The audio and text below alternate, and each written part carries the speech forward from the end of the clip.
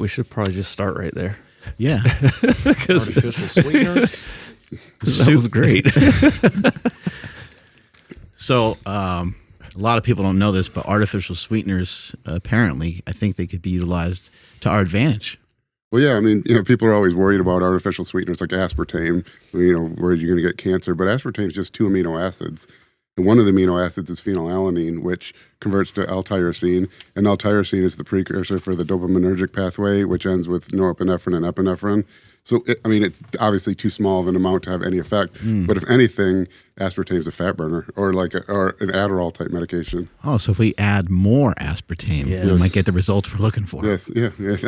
Technically, yeah, if you could. I think it's pretty self-regulating how much L-tyrosine can actually convert to norepinephrine in the end. But, yeah.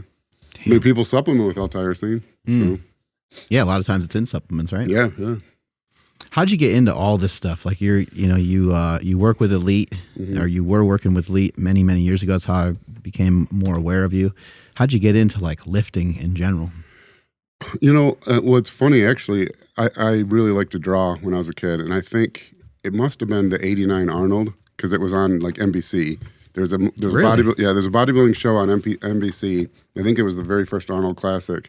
And I remember just being like, whoa, what is, because I was a kid of the 80s, Rocky, Rambo, Sylvester Stallone, Arnold Schwarzenegger, I watched, I still, if I get a new stereo system for like home theater, the first thing I do is go to the Predator scene where they're tearing up the, the jungle. So, being a kid from the 80s, seeing that like real bodybuilding on stage, I was mesmerized by it. So I remember going to bed and trying to like draw. You gotta look that up, Andrew. Jesse the Body Ventura mowing down the jungle with. And so I just from that point on, I was really intrigued by it, and I was more intrigued by it and like wanted to work out. But I was like 7 or 9 or whatever. So I'm not going to. But then what really did it for me was when I was like 14. I decided I really wanted to join a gym and try to work out. And I think it was the Real World. You remember? Was that one guy, Eric or something? He probably looks like a coat rack now, but as a 14-year-old kid, he had abs, and I was like, that dude's awesome. And so anyway, I go to the gym, and obviously I'm weak as hell, but I go back, the next time, and I'm stronger. And that was like mind-blowing for me. Watch the scene. Yeah. Here's this epic clip. He just sees like a skunk. Oh no! God, what is that freaking thing? Oh, did he already? Yeah. He might have already mowed down. My bad. That's all right. No, I think it's Jesse the Body. I think it's coming up because I think he picks the gun up here. Oh yeah. You're right. Good call. He picks it up. Oh, here we go. What a great movie, Predator is. Never seen it. What? Oh, dude. I heard that like the original Predator was like Jean-Claude Van Damme, and then it like didn't work out. It was like really shitty or something. I think I heard that too. Yeah, is that real? Yeah, he's probably just partying. Oh, here we go. I'm gonna have me some fun. I remember he's like, because he's losing his mind. This guy. There's Arnold with the flex, and that's the blowing off some steam. That shot right there with Arnold. That's the image for Contra. Do you remember that? Oh yeah. Yes. Yeah, they stole it. The 99 lives. What's Contra? Up, down, left, right, A, B, select, start. I think the video game. Something like yeah, you got it. All right. You got the algorithm. You got the generational differences. And the code for Mike Tyson is 007-373-5963. Awesome. Hell yeah. That's just to get right to Tyson. Yeah, if you want to just skip right to it. Okay. God, that was great. Punch out. Oh yeah, well yeah, as like a third grader, if you actually made it to Tyson, that code was like. Were you able to beat him?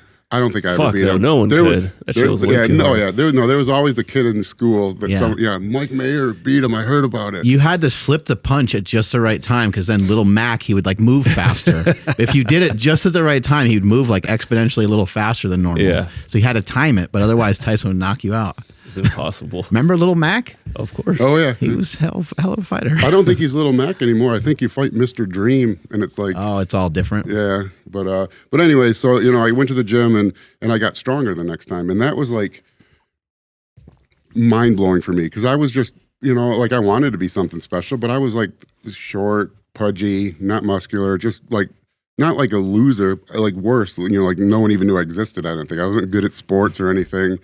And I You wanted. weren't good enough to be a loser. Yeah, exactly. You yeah. weren't good enough to be on the Yeah, back I end. was- You weren't good enough to be I on the was front right end. in the middle of the bell curve. Yeah, So you didn't play yeah. football, anything? Oh, I did. I played sports. I just wasn't. I didn't start on. I played Division III. I was actually a 2-time All-American Division III football player, but I didn't start a single year in football till my senior year in high school because I was. But anyways, I learned, like, I got stronger and I learned about progress, and it was just like it was like a whole new world for me because I realized, like, well, if I don't like how something is, if you work hard, you can change that. And I mean, like most people probably know that or get taught that. I'm sure I did too, but I didn't really understand it. No, you don't know it until you actually feel it. Yeah, I don't think. Yeah. And so it was like just a total different life change. And so then I was obsessed with the gym and getting stronger. And then ended up being good at sports. I was, captain of the football and the baseball team my senior year in high school, where, like I said, even like this sophomore year when all the good sophomores move up to varsity, I still didn't even start as a sophomore on the JV, So it really, just changed my life. And so that's how I kind of got into it. And then I went to college and I got a degree in exercise science as my undergrad. Later on, I went back and I got a master's in physics, but that was like years later. But that's kind of how it all happened. And it's just all because you're obsessed with lifting. That's kind of why you went to school. Yeah. I mean, You really. wanted to keep learning more about lifting Well, that's why and nutrition. That's why I picked my degree, exercise science. It was, you meet with an advisor. I didn't know what I wanted to do, and he's like, "Well, what do you like?" I'm like, "I like working out, sports, and science." And he said, "Exercise science." I mean, I don't know that I would do it again. It's a tough field to really progress in if you make that your career. But I mean, obviously, there's knowledge benefits, because I have now these other careers based on it, basically. So how about the physics side of things? Why'd you do that? Oh man! So I owned Trt Nutrition, and I had another nutritionist at the time who was doing really well. We kind of made him operations manager, and I was like, I had kind of easy income coming in from other business stuff, and I was like an early midlife crisis. I never was good at math, and I read a book called Probability 1, which was like basically used. I can't remember what the equation is, but it predicts the likelihood of life somewhere else in our galaxy. It's just a cool book. Yeah. And I liked it. So I read like The Universe by Brian Greene. I read a book by Lisa Randall, who's a physicist. And I realized this is really cool. I just don't understand when it gets to the science stuff because I didn't know any math. And so I started self-teaching math. And so I self-taught myself Calc 1. And then I thought, well, I should go to school for this. Self-taught yourself Calc 1. Wait, so like you were also working and doing other stuff, and then you were just teaching yourself Calc because you wanted to. Yeah, but like teaching yourself. That's cool. That's so cool. Like doing his curls, he's got his book open. Well, it sounds harder than it is, but Calc 1, like the way I learned it, is different than understanding the theory. Taking the derivative of a function it's easier than adding. It's very simple. And so then I went to school the next semester. I took Calc 2 and Calc 3 together with relativistic physics, which is like an undergrad, like advanced physics. God, I can't remember the name of it now. But anyways, and then I decided I wanted to do that. So I went back to school. I couldn't decide if I wanted to do math or physics, so I kind of almost double majored in math and physics in undergrad.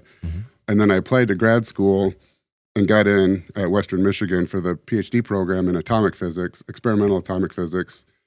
And then I got several years into that and realized two things. One, it wasn't my passion. And two, there are really, really smart people out there, and I was never going to make like an important contribution to physics. Yeah. But the problem was I didn't get an undergrad in physics. So I've been going to school this whole time. This is now 3 years in, and if I left, I'd have nothing to show for it because I applied to grad school before getting my degree, and they accepted me because I had a previous degree. And so that was a really rough time in my life because I'm 3 years into this, all this money, I can't bail.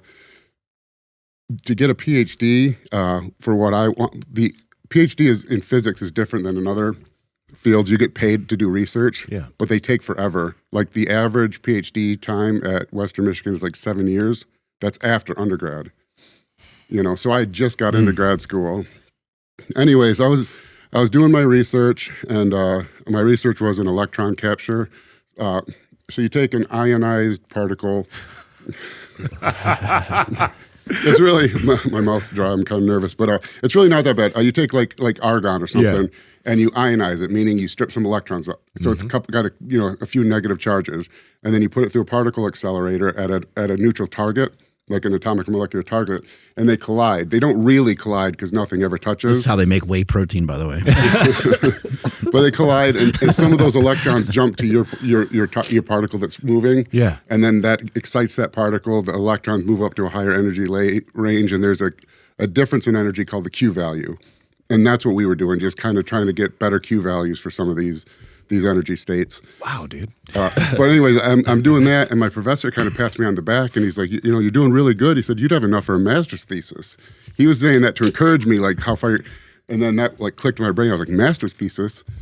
I could be done. And so that week I went to the registrar and I applied for my master's, and then wrote the thesis and was done. I got a question for you. If we were to go to Mars right now, how old would we be by the time we got there? Well, you'd be the same age. You'd be 4 years older. People on Earth would be much, much older. I would be the same age. Because you're not moving. And this is you can explain this. Here's the way you explain it. So, how long does it take to get there? I mean, about I guess 4 years. Takes about Yeah. So I'd be the same. You would be. You wouldn't travel fast enough for us to really age differently, but we would be older for your reference range. And I can do it in a way I think that'll explain it. So if you're riding in a car and you throw a tennis ball up in the air, you catch it, right? Mm-hmm. So from what you're seeing is the tennis ball moving like this, that much space, right? Someone else sees the tennis ball moving that much, right? That moves farther through space, which works for objects. Light works differently because light only have one speed. Light travels at the speed of light. So if the light, so you could do the same thing. Instead of a tennis ball, imagine you were reflecting a light particle, a photon off a mirror. And so from us driving, we see the photon go like that. It travels this much distance. From an observer watching us travel, they see the photon go like this because we're moving through space. And so it traveled all that distance. Well, all that distance happened in the same amount of time as that short distance happened. And so the only way that can happen, because it has to travel the same speed, so it can't have traveled a different speed to get there. So the only way that can happen is one person's frame of reference for time is different than the others. And so for us, we're traveling, time is what time is. But people seeing us, they're aging, they're aging much more than us. Probably didn't explain that well. It's not that bad, but like I know, like even if I just am going to walk over to Andrew, like it takes me X amount of time to get there, so I'm older by the time I get over there, right? Yeah. But if we went to Mars, it would take about 4 years, and we'd be about the same age. What about how much would we weigh on Mars? Mars is 60% the mass of Earth, so like 60% what you weigh here. I got another mathematical equation. This guy keeps gaining weight. Weighs 260 pounds. He's trying to lose weight. I'm not trying to lose weight. I've just been eating more than usual. So I'm 260 If he travels really fast, from your perspective. I see. Oh man, that's amazing that you learned all that. It probably has helped you. Even without you maybe recognizing it all the time. Maybe it's helped you in business. Oh, absolutely. Yeah, physics. You're creating formulas and all kinds of stuff. Well, because there's just some things in physics, really, one, it teaches you to think logically. Things happen, and in certain ways they can only happen. And you can kind of work through things from first principles, meaning start from zero, what minimal object do I know, and how far can I get moving along from that? And it really teaches you to look through problems that way. And it really works for nutrition, because thermodynamics is all nutrition. Like calories in versus calories out. People want to argue against that, but you can't. I mean, it's like arguing that how far you can drive has no relation to how much gas is in your tank. You can argue though that the calories themselves might be somewhat inaccurate. Oh yeah, and there's more involved, because like digesting a protein is different than digesting a fat. If I'm eating a protein, the protein has to be broken down to di and tripeptide bonds before it can cross the small intestine. So you have this big protein structure, which is all this big clump of amino acids. I have to break them apart into 2 and 3 amino acid forms. That takes energy. I mean, you can't break anything. If I were to break this pen, it doesn't happen without using energy. So that energy is kind of removed from those calories, because if you eat 100 calories and 6 calories, it takes 6 calories of energy to do that. You ate 100 calories, but you really only absorbed 94 calories. And then even after that, because nearly almost none of the protein we eat actually gets used as a protein. I mean, do you think protein should have 4 calories per unit, or do you think that's like maybe a little off? It doesn't. They all have 4 point something or 3 point something. Might not matter too much. Yeah, I don't think you could even be like accurate. Even if you said it was 2 calories, it might not make a difference in people's. Yeah. Well, like why people? There's lots of reasons people think calories in versus calories out isn't real. It has to be. You can't. Well, just from a thermodynamic standpoint, there's something called the law of conservation of energy, and whether you want to believe it or not, you cannot violate that. I mean, energy is constant. So if you eat this amount of energy, if either I burn that amount of energy, if I don't burn that amount of energy, any energy I have not burned remains stored in the system, which, but there's tricky things because we store energy 3 different ways. We store it as carbs, which would be like glycogen, liver and muscle glycogen. And we store it as muscle or protein, which would be like muscle, and we store it as fat we can almost store an unlimited amount. And so, there's a lot of things, we use the scale to kind of gauge our progress in fat loss which is really stupid because 70% of our body is water, And so I just said this in a different podcast, but it'd be like if the only way we could tell whether our car was out of gas was we had to weigh it, It's like how many people are in the car, how much is in the trunk, what do I got? Do I got gym bags in the car? Yes, the car weighs less when it's empty, when it's out of gas, but most of the car is not the gas weight.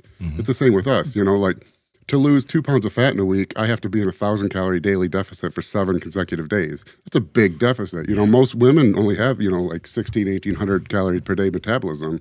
So you're talking for them to lose 2 pounds of fat, they have to basically eat nothing, 600 calories. Hey guys, I want to tell you about Merrick Health, the premium telehealth clinic owned by Derek from More Plates, More Dates. Now, when some people think about Merrick Health, they think it's just another one of those testosterone companies or another one of those blood work companies. But Merrick Health is really cool because, you can get your blood work done, you can get hormone optimization, but you can also get nootropics. You can also get Viagra. You can get literally whatever you need from that clinic. And they make it very, very easy for you. That's why we love Merrick. So, Andrew, how can people learn about it? Yes, Merrick Health is not just a one-trick pony, but if you did want to get your labs done, we highly recommend the Power Project panel. That's 28 different labs. That's also going to come with a client care coordinator that's going to give you a lab analysis, and they're going to work with you and help you optimize your body. Again, that's at merrickhealth.com/powerproject. At checkout, enter promo code PowerProject to save $101 off that entire panel. Links to them down in the description as well as the podcast show notes. But it's not easy to figure certain things out, right? Like food labels can be a little different, right? Mm-hmm. They have like I think like a 15%. I don't know what the laws are. Well, they can't be. I mean, like when you see like my chicken, 2.5 grams of fat per 3 ounces. It's an animal, Right. If we ate human, it would be like 85-15 ground human, That doesn't mean every human on earth has 15% body fat. Yeah. I'm maybe around 15%. You're lower than 15%. You're lower than 15%. Joe is way above 15%. way above 15%. Joe doesn't have a microphone. This is unfair. But so that's what you're doing. You're what they did at one point, some farm that produced the chicken, they probably took this chunk of chicken, put it in like a bomb calorimetry, measured the calorie content of that particular group of chickens at that time 25 years ago in the 90s or whatever when they forced the food label, and then they list it to the decimal. And each company utilizes that.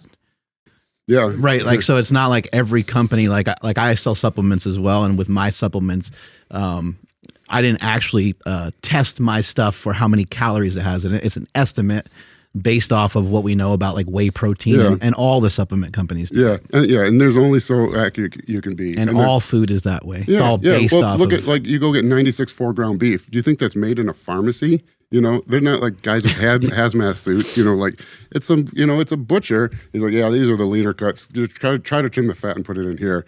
And it's about 96.4, but to try to like you calculate things to the decimal place of a gram for macronutrients, could be 80-20 for all we know. Yeah, and I'm sure on a Friday afternoon when Bubba's trying to get off his shift, he don't care. Yeah, right. Just put everything in there. Yeah, so there can be discrepancies in that, and then calories out can be hard to figure out. But even with all that, it's still a manageable and a good idea to kind of track calories. In your opinion, what do you think? Well, I really don't. In my diets, we go by macronutrients. Okay. which is basically the same thing. But and the reason I do it is to kind of lose that variation. And so I have a list of like a food list. You're not worried about the precise accuracy of the actual overall calories because it can fluctuate. Yeah, and it's going to fluctuate more within the natural variance of the food sources than you can even calculate. You know, the if you eat chicken for 6 meals, what the true calorie count of those 6 meals, or true macro fat count, protein count, is basically a bell curve. Where the center of that bell curve is probably about what the food label says. Mm-hmm. But if you have a day where you ate 6 super lean muscular chickens, you had a higher protein and lower fat than you were calculating. You know, and conversely, if you ate a bunch of fatty chicken one day, you're going to be off on the other end. Mm. And so, like what I do is I just have people, like, say I gave you a meal with 50 grams of protein as your macro for that, and you would pick from a food list protein sources, and there would be like 96.4 ground beef, chicken breast, chicken tenderloin, turkey, things like that. Eggs with egg whites, like a 6-to-1 ratio of eggs whites to yolk.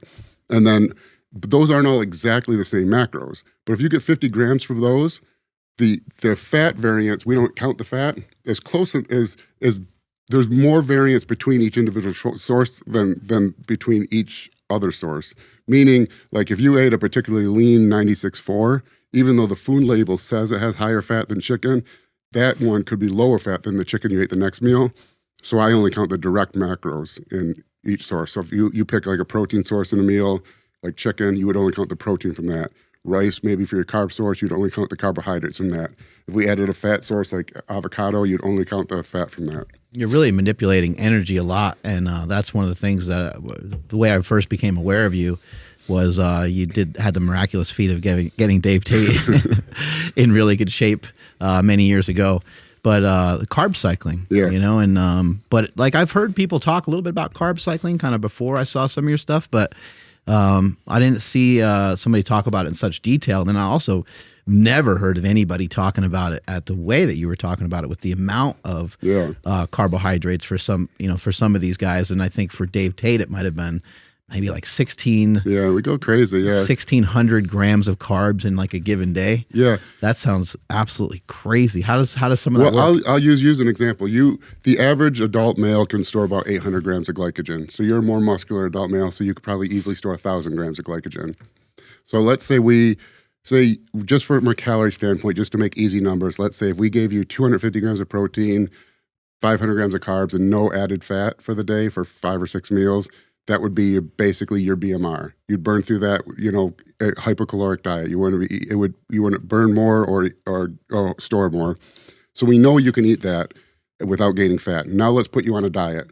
And so we're doing low carb days, medium carb days, and you're depleting, you're losing fat because you're in a calorie deficit, but you're also losing glycogen because your body's trying to pull from as many energy sources as it can. You start getting depleted in glycogen, and let's say we go a whole week and now you're 500 grams depleted in glycogen. Half your glycogen's depleted, which probably makes sense. If you've ever been really depleted, you know the difference between being glycogen loaded and depleted. So you're half glycogen depleted. That's 500 grams. Now, we know you can eat 250 grams of protein and 500 grams of carbs without storing anything. Now let's add 500 more grams of carbs to replace that glycogen. Now you're eating 1,000 grams of carbs that day, and you're storing 500 grams of those carbs, which is a lot. But because we're in a glycogen depleted state, you're going to store them preferentially as glycogen rather than fat. So we get all the benefits of that. Your thyroid upregulation, appetite suppression, the glycogen storage making you look bigger, but feel bigger, and being stronger in the gym. Your NEAT's going to be higher the rest of the week, and you're going to have energy to power through the workouts where they're low carb. So for me, it's because you can't cheat thermodynamics, but this is a way you can't beat thermodynamics. This is a way to kind of cheat the system a little bit. Mm-hmm.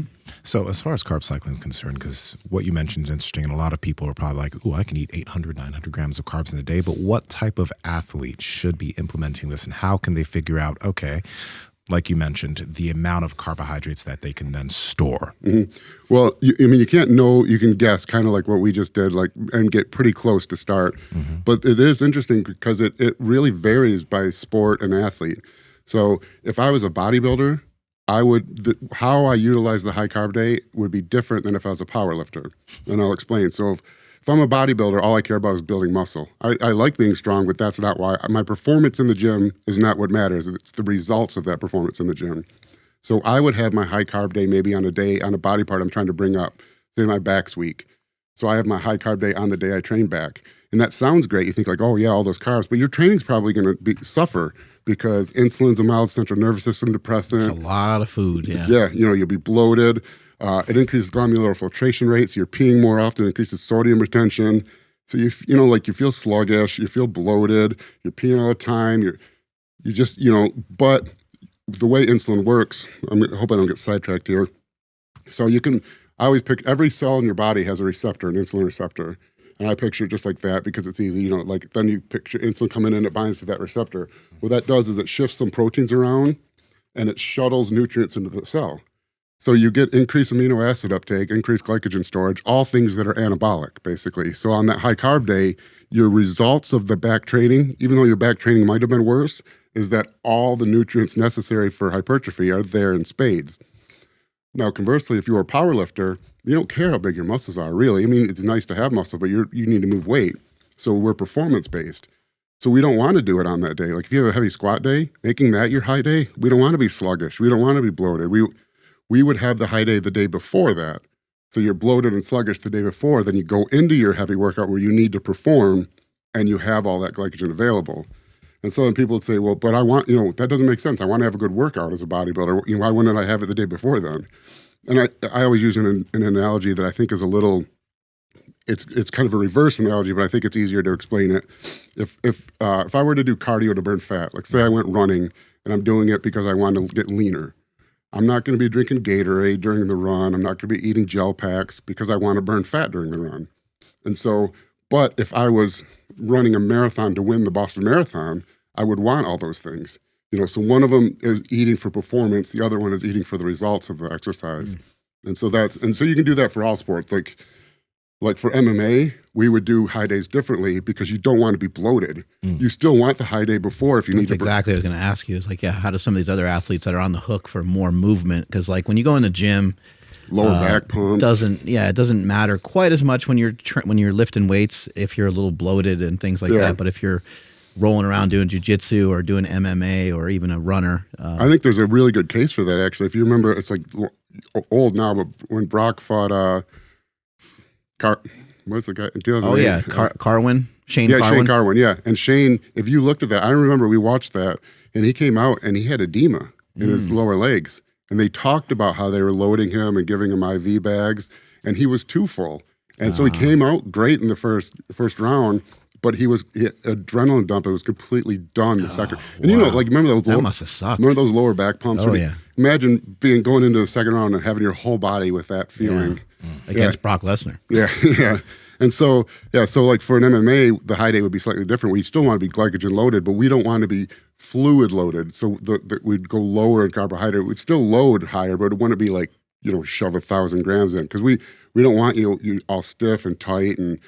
Yeah. And maybe even potentially do it like the day before if you had if you had like an off day and you're a jiu-jitsu guy, maybe you would do it on the off day because it doesn't matter if you're sluggish and then the next day you still have that carb reserve. Does that work? Yeah, because you're doing it for the performance. So it'd be basically the same way with the power lifters. You do it the day before for performance. Andrew's writing this shit down. Andrew's like, all right, 1,200 carbs tonight for jiu-jitsu tomorrow. Got it. Sounds good to me, yeah.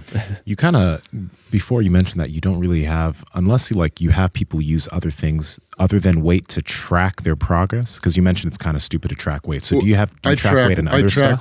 I track weight, but people just get too worked up about it. You know, it's like, what does this weigh, 2 pounds? To lose 2 pounds of fat is a lot of work. To gain 2 pounds of fat means I drank this before I stepped on the scale. Mm-hmm. Yeah, the body weight changes drastically every day. Yeah, and so if you talk someone on a fat loss diet, fat loss is going to be linear. If you're tracking down correctly with the right, calorie deficit, your total fat weight is going to be like that. But your scale weight is going to go like that. Mm-hmm. Over time, those within an error bar, it's going to be trending down. But you can, to lose 2 pounds of fat a week is really hard work. So that's 8 pounds in a month. I can hold 8 pounds after a sushi dinner. So one meal can change the scale in the opposite direction more than an entire month of hard dieting. One poop. Yeah, can exactly. Change things drastically too. So you do but the thing is like you will have them, I'm assuming that you have them take averages of that weight if they use weight, and then you track other things. So Yes. here's, what other things do you track? Photos. Photos. Yeah. And when you're having them track weight, what do you have them pay attention to so they don't get too focused on this is the scale? Try not to weigh too much. Weigh the same day, like if you weighed on a medium day on a Wednesday after this workout, and we'll track it over time. It's a nice secondary metric because sometimes like you'll see in photos, if someone's sick, they'll look watery but flat. It's a different look than when you're watery because you're bloated, and so you can see like, well, the pictures show me this. What is, like you're really watery, but you kind of look flat. What's this? Oh, you actually lost weight and you're watery. I bet you're going to get sick. If you're really watery, it's like, man, he doesn't look good. Oh, he's up 6 pounds. He can't be up 6 pounds because we're in a calorie deficit. He's not up 6 pounds of fat. He's up 6 pounds of water. That makes sense why the pictures look that way. Yeah. You've noticed people getting sick, Yeah. like kind of before? Yeah. When they send you a picture, you can tell. Yeah, and their check-ins. Yeah, it's really, once you see it, it's like an inflamed look. So you know what bloated looks like, imagine bloated, but flat. Because you know what flat looks like too. You look like terrible. You got no veins, you got your muscles aren't pumping.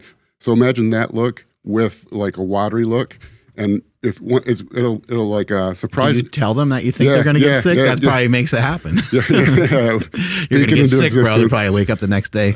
No, but I mean, you'll see it a lot, and because you see that, and their weight is down, even though they're watery. And you say, "Have you been sick?" And they're like, "Yeah, I think I'm coming down with something." And then they'll say their next check and be like, "Yeah, you were right. Like 2 days later, I was sicker than hell." Yeah. I wonder if that has to do with like their sleep is maybe getting augmented and maybe their stress is a little higher than normal. Everything's so tied together. Yeah.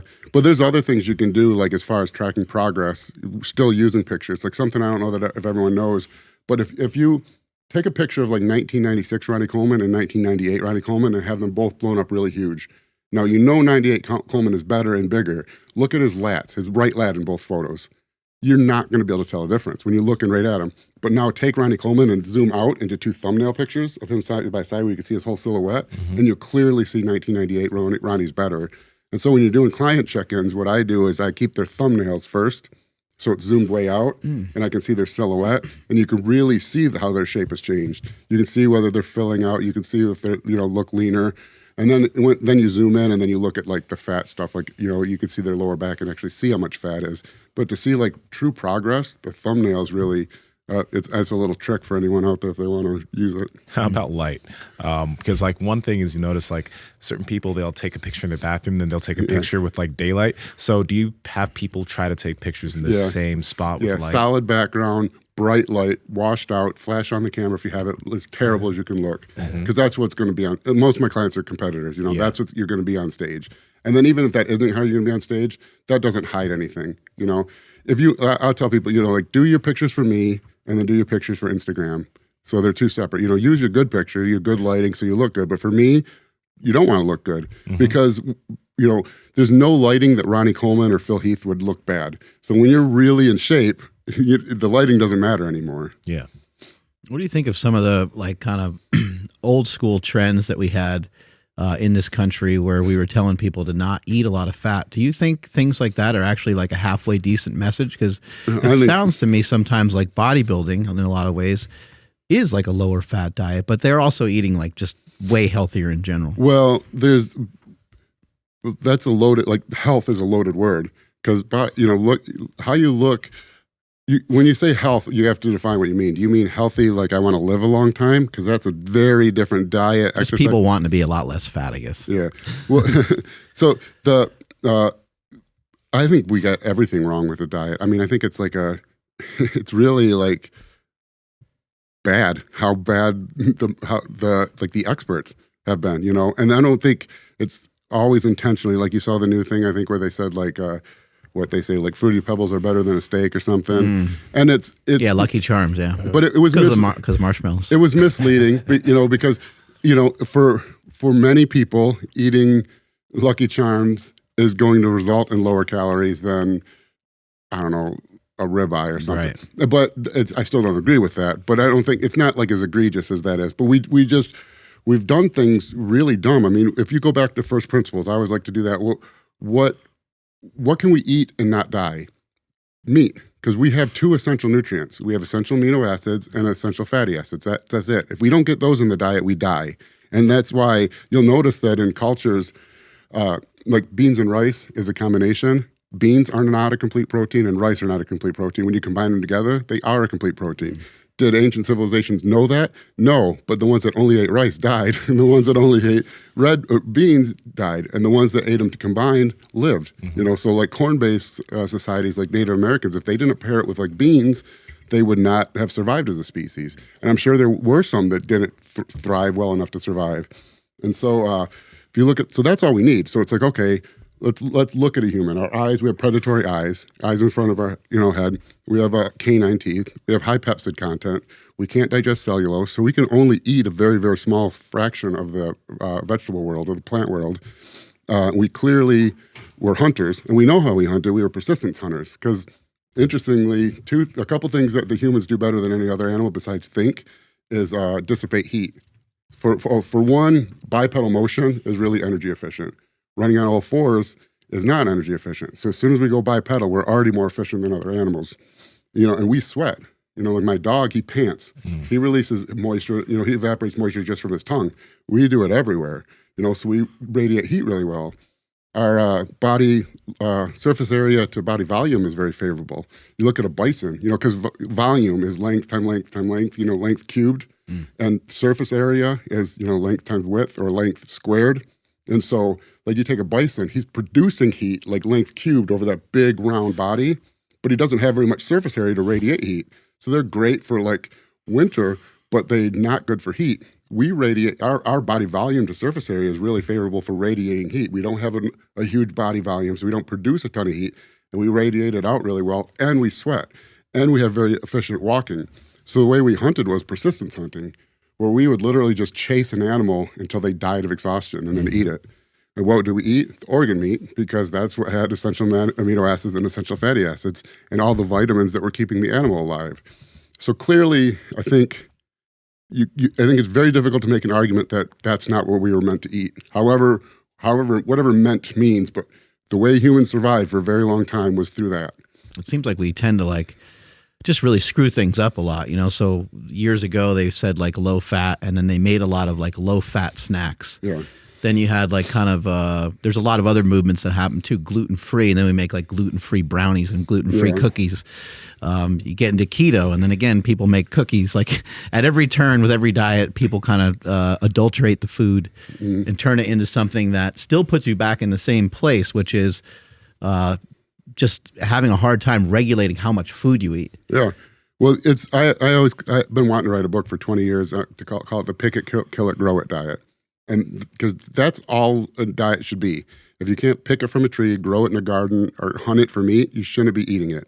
And if you do those things, you don't have to worry about being fat. You don't, especially if you hunt for your own meat. But you're not going to go on My 600-Pound Life and find someone who just can't stop eating apples. You know, you know, it's not. You're not going to find someone who can't stop eating flank steak. You know, because you can get fat eating flank steak, but you're not going to kill yourself eating flank steak. Might be turning the apples in the apple pie, though. You never know. Well, that's if you just do that, that's really all. If the like the FDA, the food label, all that stuff, if they would have just emphasized that, just eat real food. Eat stuff from your garden. Eat nuts. Eat meat, and we wouldn't have any of the problems that we have. But I think it's really like a travesty. It's a travesty because I think it was done by, well, it seems like, because if you think like, well, Americans are too fat or people are getting too fat, well, it seems like we should reduce the fat intake, because that's like just first level thinking. There's no science behind that. There's no, it's just like, well, that seems like it. But in the way things really work, what seems like it should be, things are always more nuanced than that. And this obviously is because we have essential fatty acids that will die if we don't get, and so clearly that wasn't the good approach, And a lot of the science is backed by a lot of money because a lot of the research and the little hearts that you see on the oatmeal and the little hearts you see on the Cheerios and all that stuff. Yeah, and you can't remove that, but I think, it is that way, but it's like, that shouldn't be an excuse, It's like, that's terrible that we just like, well, there's money involved, so of course they're going to tell us to eat the way that's going to kill us. It's like, can we be better than that? Well, I think it's a halfway decent excuse because they try to tell you that it's healthy. So it's fake health. So it's the reverse of like, it's different than saying, it's different than just saying like, hey, these aren't bad for you. They're actually telling, which that wouldn't be that bad. Yeah. But they're telling you like this is a really good option for you. Yeah, and it's probably not a good option for most people because, again, they're going to have a hard time regulating how much of it they eat. Yeah. Well, it's like you gave like what do you say? Like, do you do Cheerios or what do you do? Oats or Cheerios and oatmeal with a little like, heart. Why? Yeah. Because it's got soluble fiber. Soluble fiber is good for the heart. You know, it is good at lowering cholesterol. But why do you have high cholesterol? Why don't we look at that? You know, right. It's like, you know, yes, like if you cut yourself, a Band-Aid covers the cut. That doesn't mean you should that doesn't mean Band-Aids are good. That means that once you've done something bad, Band-Aids kind of help you get past it. You know, well then that whole thing is like, we wouldn't have to worry so much about soluble fiber if we didn't have high cholesterol. You know, why do we have high cholesterol? Because we eat terribly. And then, you know, there's more to that because there's arguments with cholesterol and how important that even is also. So how do you like moderate your diet as far as processed foods are concerned? Because like, do you just regulate how much of it do you eat? Do you totally take it out of your personal diet? How do you do that? Oh, personal diet? Well, yeah, am I on camera? So I can't lie.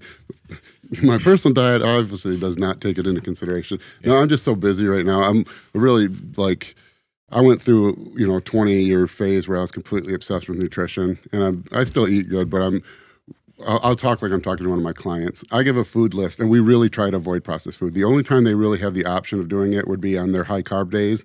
I'm not going to try rice to eat cakes. Yeah, 1,000 grams of carbs from rice is a lot, or oatmeal. You know, your stomach will rip open.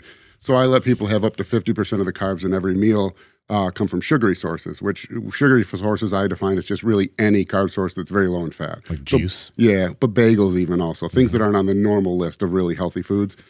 But the very interesting thing, and I've been tracking this for several years, and I don't know what I'm going to use with it because I don't know that I'll necessarily change my approach, but I've noticed a very clear dichotomy.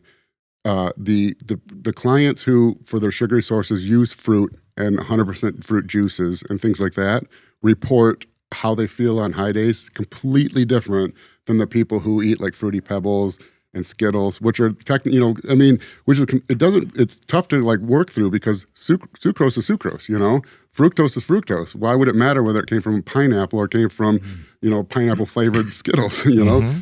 But it's something to do with the processing that really seems to change, I don't know, inflammation. I hate to use that word because that's like a loaded word, but it seems like the processed food lead to some type of inflammation. So the fructose group always report back feeling better. Yeah. Oh, yeah. Well, they're just like the fruit, which technically would be mostly fructose, but the fruit and fruit juice people. Yeah, absolutely. And even the ones who try it themselves. And then I hate that because, you know, once they try going back and forth, they're always going to favor placebo effect. Yeah. What about some of the cofactors that are in fruit? Like, I don't know so much about like a pineapple, but I know that like a apple has fiber in it and potassium. And these are things that could help slow down the digestion. I think that potassium maybe impacts kind of how your body handles the glucose and things of that nature. Yeah, we have an article up, and I have a website, teamtroponin.com, and we have a potassium article.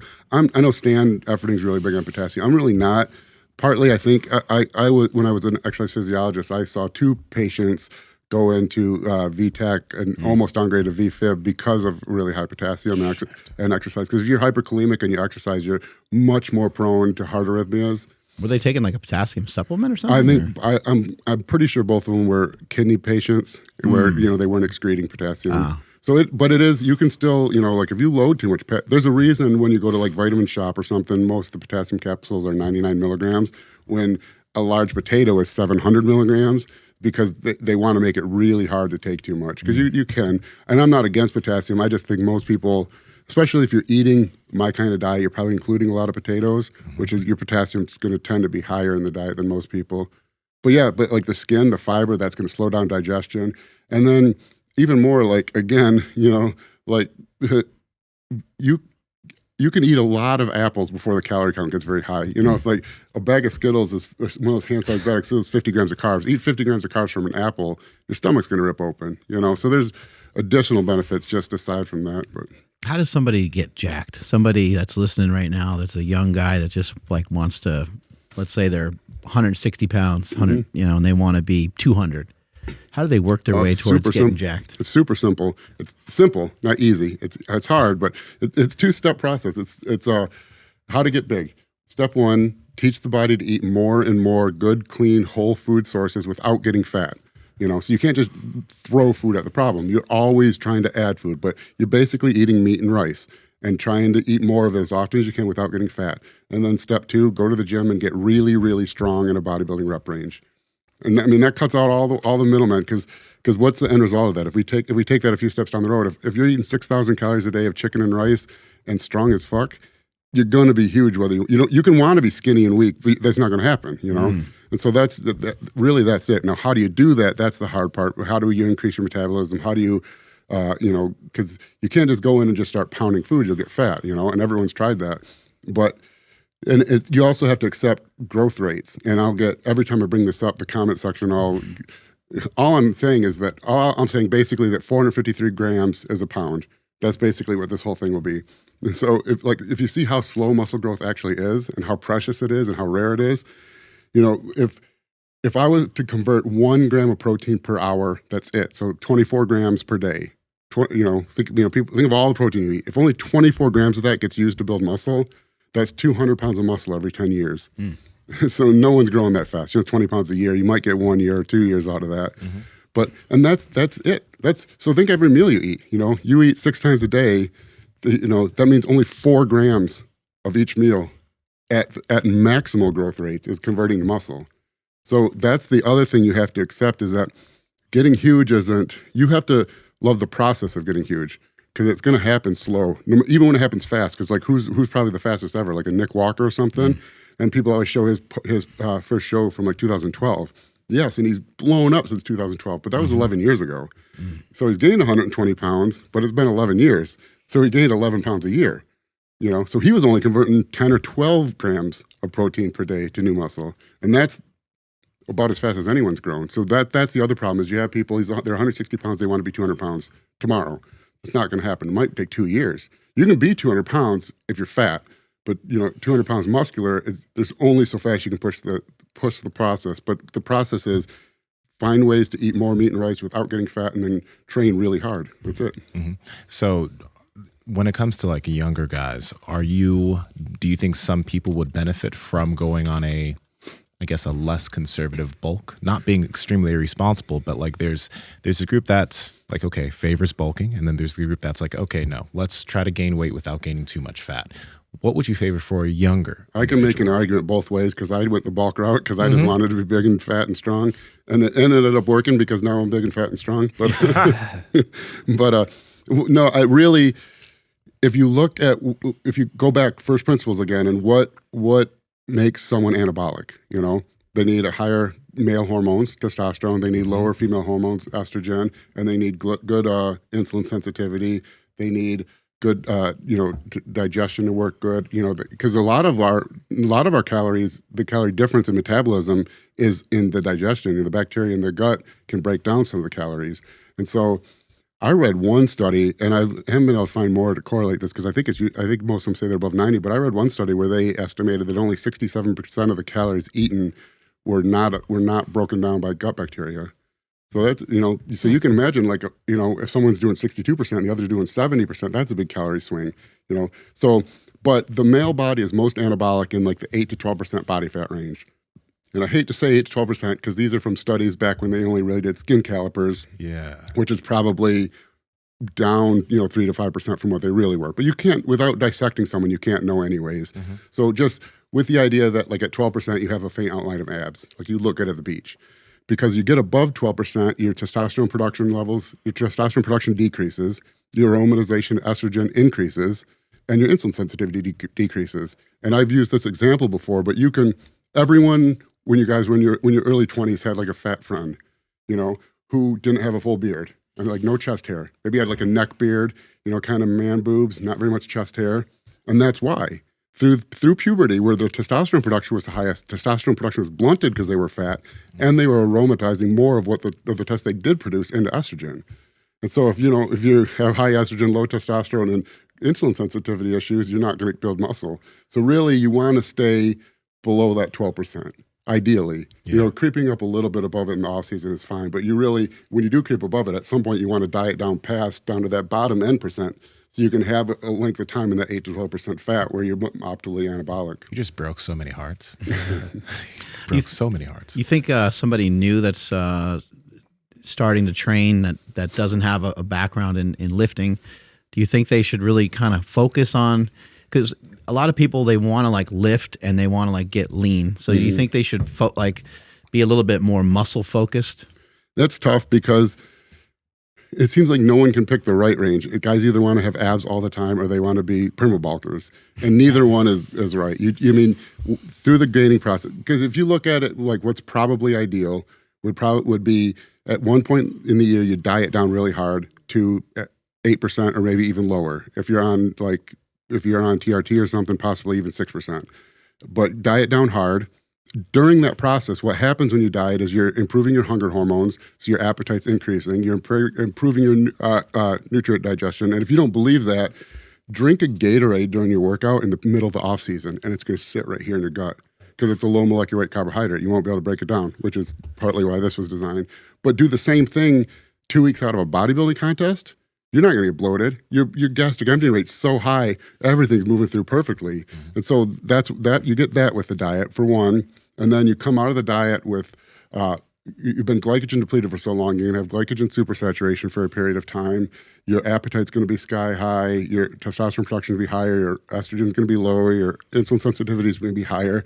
And then extend that basically for 9 months or so, And then by then, at the end of the off season, you're like a little above 12% body fat. Your anabolic nature, whatever, is reduced, then you diet down again and just kind of repeat that. I think that's the fastest way to like true muscle gain progress.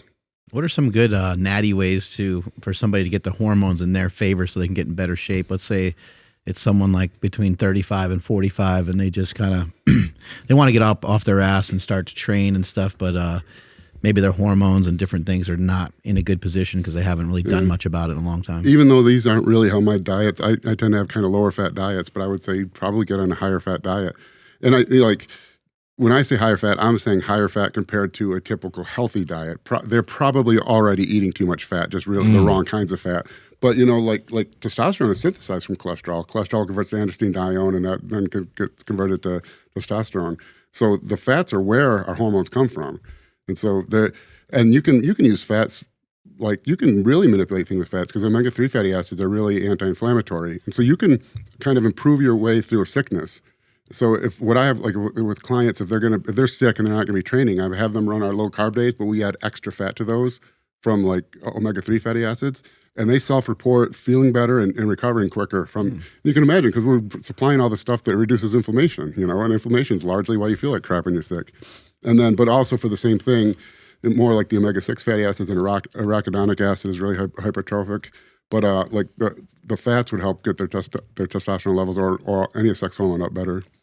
Have you worked with many natural competitors getting super lean? Now, have you noticed, because this is one thing that I experienced, and I've seen other natural competitors experience this, but people seem to think that when this happens, it means that they're on some type of PED. But when you get super lean and you're not using any type of exogenous hormones, your libido goes into the tank. Like, I didn't have a sex drive for months. Yeah. If I did a testosterone test, it would have been shit. But a lot of natural competitors had to deal with that. And coming out of a prep, it's like their shit still tanked for a while. Yeah. So is there any way for those competitors to mitigate that? Or is that just something that if you're getting super lean and you're on that side, it's just kind of what you have to deal with? Yeah, it'll come back pretty quickly once you get about 8% body fat. Yeah. But in those cases, I do tend to do higher fat diets for the same reason we talked about before. Yeah. Yeah. But that's funny you say, like, natural competitors, because it's a really different look, because their skin tends to be much thinner. They haven't used GH. They don't have that thicker skin. They don't hold as much water. And then they don't have as much muscle, which actually makes some things, you still don't have as much muscle to lose. And so people think like they're afraid to diet because they think they're going to lose all their muscle. There was a study done on like special operations. That's all you can do these like terrible studies on is people in in the military. Yeah. Extreme conditions. Yeah, and they did muscle biopsies testing for muscle loss in extreme deprivation diet. So these were people like going through buds or whatever, basically eating nothing and not sleeping and burning 10,000 calories a day, and they didn't find really any appreciable muscle loss. That's loss of contractile tissue until 5% body fat. Now, that's misleading, and this is kind of like with the scale thing. Like, what is the scale really measuring? Because that's muscle. That's myosin and actin. Like, only about 30% of our muscle is muscle. If I take my bicep out of my arm and cut it in half and look through it cross-sectionally, you see all these blood vessels, capillaries, veins, arteries, glycogen, water. And like probably about 70% of it is the non-muscular stuff, the sarcoplasmic stuff. And so you do lose that. So you look, and an analogy for that would be taking like a pound of steak and saying that's muscle. And then if you dehydrate down to the beef jerky, that tiny little bit there, that's real, that's actual muscle. The rest is all the other stuff. So you'll lose all that. You'll look smaller, you look flatter, but that's not real. You can fill those back up, but just bring some food back in the diet. And they don't really lose muscle. They just look, you just look really flat. Yeah. And this is actually something I'm curious because you've worked with so many competitors, but have you noticed that when guys get very lean and they at least do that a few times or maybe once, that their body composition permanently changes when they gain body fat back? Yeah, it's so weird. Yeah. Oh, yeah. It's in stubborn areas, like stop being stubborn areas. I don't have a reason for it other than, I absolutely see it. And you see it a lot with like glutes. And Steve Kuklo is a good example because he came up for, and his knock all through the amateur ranks was that he couldn't get his glutes in. And then one year he like over dieted, but he got his glutes striated. Yeah. And from then on, striated glutes were the first thing you had in a diet. It's like came right in. I have no idea why that works. But I think it's probably because, I don't even want to say what, it could be like some blood because you can't systemically burn fat. You can't spot reduce, but the fat's got to get in the bloodstream. So if you have an area that's not getting very oxygenated blood, it could be something like that. Then once they've lost that fat there, somehow that changes the way the blood, the blood vessel system, goes through the area. I don't even want to say that because I'm just kind of thinking on the spot. And you get better vascularization of the area, which would be in future times. Would be more likely when fat is oxidized from the area, it's going to reach the bloodstream and yada, yada. Power Project family, quality sleep can make everything with your health and fitness easier, which is why we've partnered with Hostage Tape. Now, we've been talking about mouth tape for years and nasal breathing for years. But one of the problems that we've had with tape is we all like to rock facial hair, and a lot of the mouth tapes we would use would fall off of our face at night. Hostage Tape doesn't fall off your face if you have a beard or if you're not a man and you don't. I'm joking. You don't need a beard, right? But either way, Hostage Tape makes sense. It'll stick to your face when you're asleep. You'll have better quality sleep because you're breathing through your nose all night long. It is a no-brainer. And if you head to hostagetape.com/Power Project, you'll be able to get the Power Project annual deal, which is a year's supply of Hostage Tape for 55 cents a day. You'll be saving $150 on the typical yearly deal. You're going to get 2 free tins and a blindfold. It's a no-brainer. So head there right now and get yourself some Hostage Tape. Links in the description along with the podcast show notes. Shut your fucking mouth when you sleep. Enjoy the show. How do you guys sometimes come to these conclusions when you look at photos and you I don't know exactly how your system works or your way of thinking works, but I've seen other coaches do things like this. They're like, oh, switch to like red potatoes. Like from regular potatoes, or switch, cut out your dairy, or cut out they pinpoint like these things. Does that matter at all? No. And they're doing one of two things. Either they don't understand, they don't know what they're doing. I mean, they're bullshitting you pretty much. Well, what's the difference? I mean, what are you going to say? Like white potatoes have like 3% more potassium than red potatoes, and so switching to red potatoes and lowering your potassium intake by 3% is going to, it's not what it is it's either that and I've done this. Because peak week competitors are so out of their mind crazy. If I can, they think it's this magical special few days. And so sometimes what I'll do is change everything without changing anything. So I'll say, on Wednesday we're switching to spring water. I needed to get this brand of spring water. We're using sea salt. It has to be from a grind. Like, fuck yeah, I'm gonna be shredded. Yeah, and so I haven't changed anything. They're just less stressed. Yeah. So it's one or the other, but a lot of times it's just not knowing. So you don't think that when a coach is like, I want you to switch to this food or whatever, that it's typically just like them, it's kind of sometimes bullshit. Sometimes, yeah. I mean, there could be a reason, but like if I was switching you from potatoes to rice because you were eating the skins on the potato and you're getting bloated, there's a reason behind that. If I was switching you from potatoes to rice because maybe we knew you were hyperkalemic, you know, and I wanted a lower potassium intake or something like that, but without, when switching to types of potatoes, no, and I've seen some crazy stuff from people that I know really, they did it for option one, which was they thought it did something. They just don't know.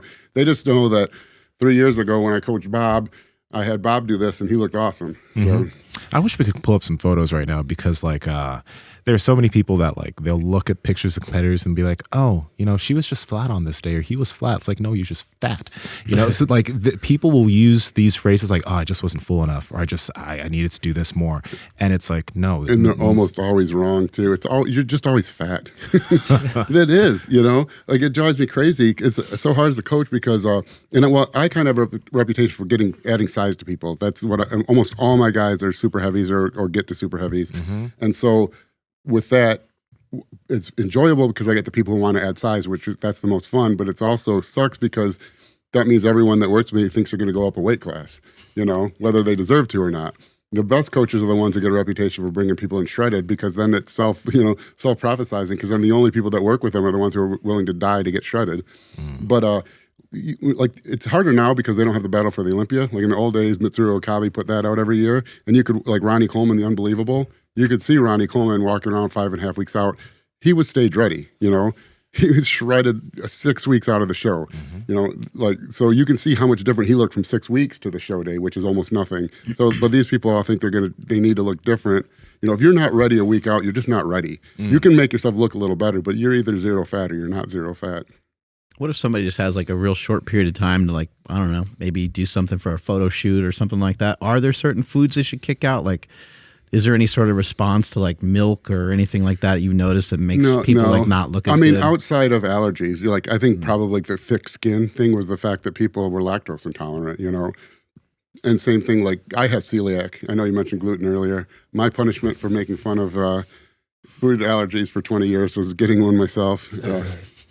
But so like, or people have candida or SIBO, meaning like if they, you know, ate carbohydrates, You like, said you had? have. You still have it. Okay. Yeah. And that's something that developed later for you, or Yeah. you always had it? I don't know. I definitely didn't always have it. Not that I know. I think I would argue bodybuilding possibly related to it because for 10 or 12 years I didn't eat bread except for like after a contest, and every time I did I'd get sick. I didn't really notice it till I kind of was leaving the sport and was eating more like a normal human, and I was sick all the time. And I couldn't figure out why. I ran a fever, like a low-grade fever forever, always achy.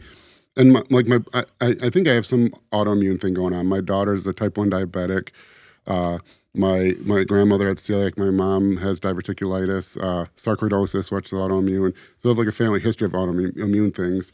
But I think like not eating bread for a decade and then eating it, I think my body, I don't really know. I just know that I can't eat. I mean, I can, but I'll get sick. So there's not really foods that make people just puffy. They're just puffy. They need to lose body fat. Yeah, almost always. I mean, people are sensitive to things. Like if you have SIBO, small intestinal bacterial overgrowth, you can get bloated from carbohydrates. If you have candida, the same thing.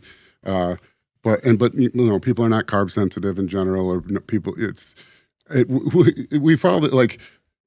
Our bodies are really tightly regulated. I can't handle carbs. People say it all the time. Yeah, I look at carbs, I gain weight. Yeah, they do probably. Because if they haven't eaten any carbs and they're all glycogen depleted and they eat some, yes, they store They're glycogen. Gain some weight. Yeah, but no, outside of like they don't violate thermodynamics. But it's like people talk about like alkaline water, which I'm not really too against, but because it doesn't do any harm, I don't think. But if our pH in our blood changes by even 0.1. We die. You spend like a whole semester on the acid buffer system, and if you do anything in biology or physiology or anything, we die. That's like your blood pH cannot change, and so things like that. Or what was another one I was thinking of? Like the sodium content of your blood. Your blood is 0.9% sodium. That's it. And so if like I eat extra salt and it goes to 0.10%. I have to dilute the blood back down, which means I have to pull water from somewhere.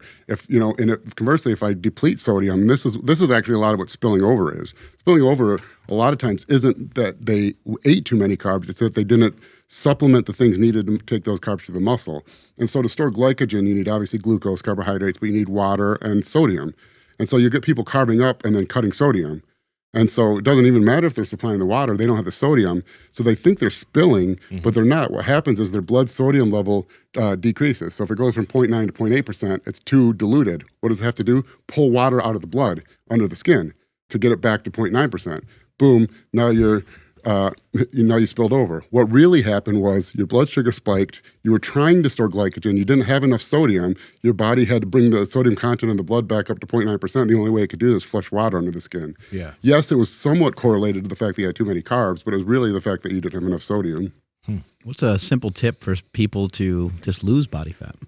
I know you did mention earlier that you think that people that are training and training pretty hard should maybe only go for those lower body fat percentages one time per year. And I think that that's pretty cool. But what are some, just like someone just wants to make some small changes and they just want to lose a little bit of body fat? I mean, the number one is learn to enjoy the process of losing the weight, or you're never gonna keep it off anyways. And that's really because you have this goal, but once you hit that goal, you don't get to stop.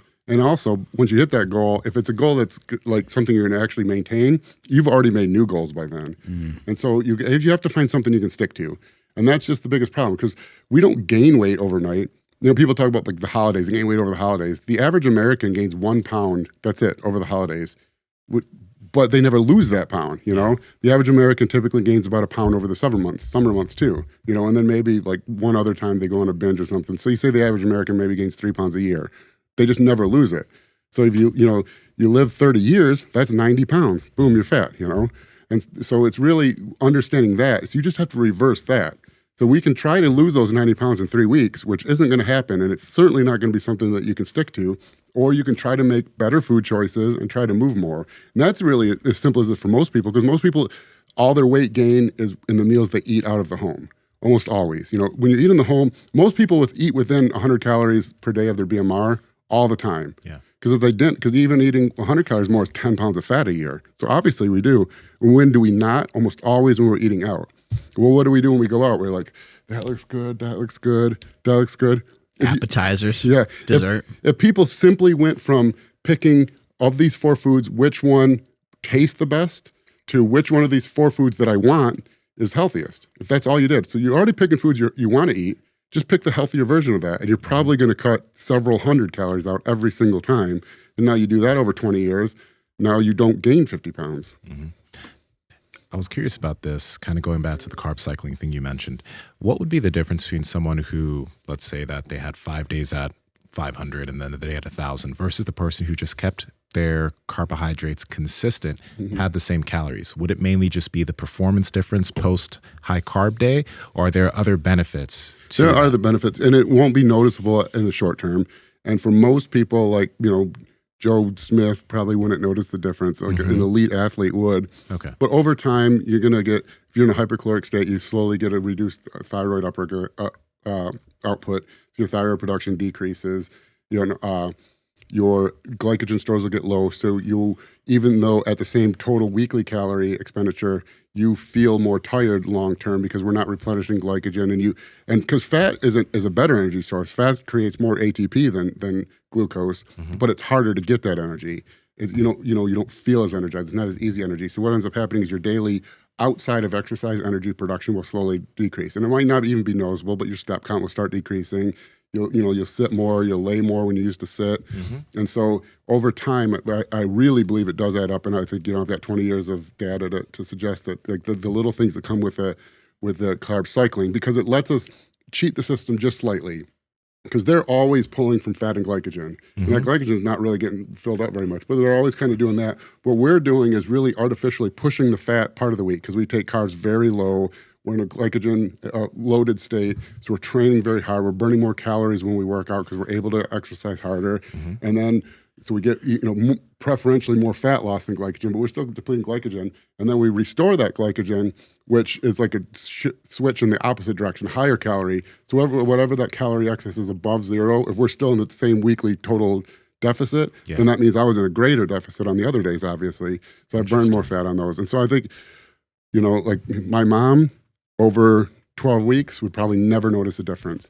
A elite athlete over 12 years will notice a difference. Gotcha. But that might be a nice thing that they don't notice a difference, because you might be potentially, or you are potentially probably pulling calories from some people. And if they don't notice it, that could be a good thing. And then for the athletes, if they're noticing that they just have more energy or feel better. I mean, I think most people, even regardless of whether they're an athlete or not, they have days during the week that are like just more stressful or have more demand than others. And for someone that is like a lifter, maybe they're like, okay, well, let's have the high carb day be on your weakest body part. Your legs suck. Let's ramp the carbs up on that day or the night before, however sometimes it works. And then same thing with somebody that just has your typical 9 to 5. Maybe they know, on the weekends that they're going for a run or going cycling or something like that, and you can ramp the carbs up there, right? Yeah, and that's the other thing I like with carb cycling is it allows you to be more precise. We're still bound by thermodynamics. We're bound by these are how many calories you burn, these are how many calories we can eat. But I can be more precise because on our off days from training, I don't need the extra carbs.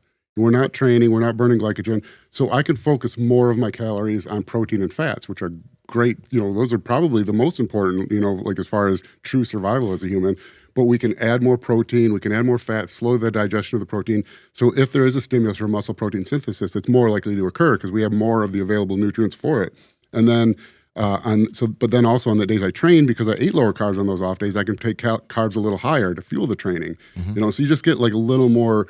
You're still stuck by, if I burn 3,000 calories, I can only eat 3,000 calories or I'll gain weight.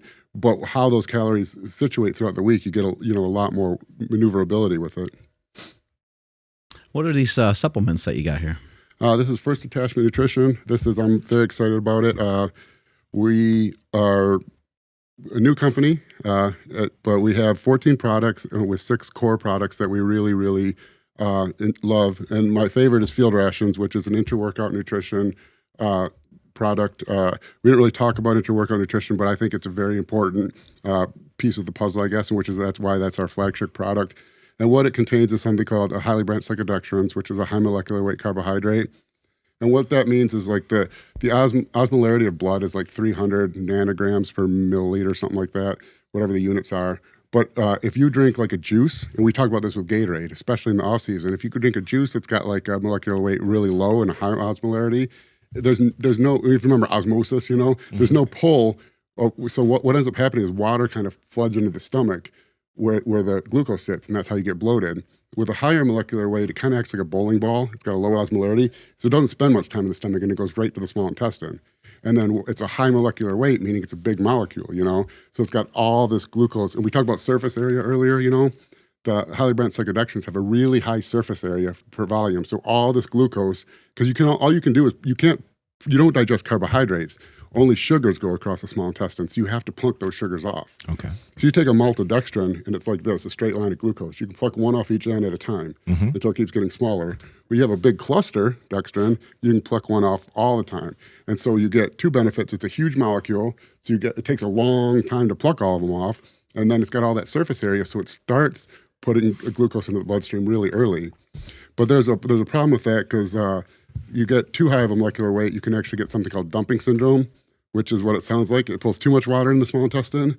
And so we've tempered it a little bit. That's what happens sometimes on a carnivore diet, dumping syndrome. Yeah, that's an interesting thing too, because we realized like a lot of what we thought we knew about fiber is only really what we knew when carbohydrate intake was really high. It's really probably not needed, in like a carnivore diet, you see you don't need fiber. Right. But we temper that with a little bit of glucose so that the molecular weight goes down just a little bit.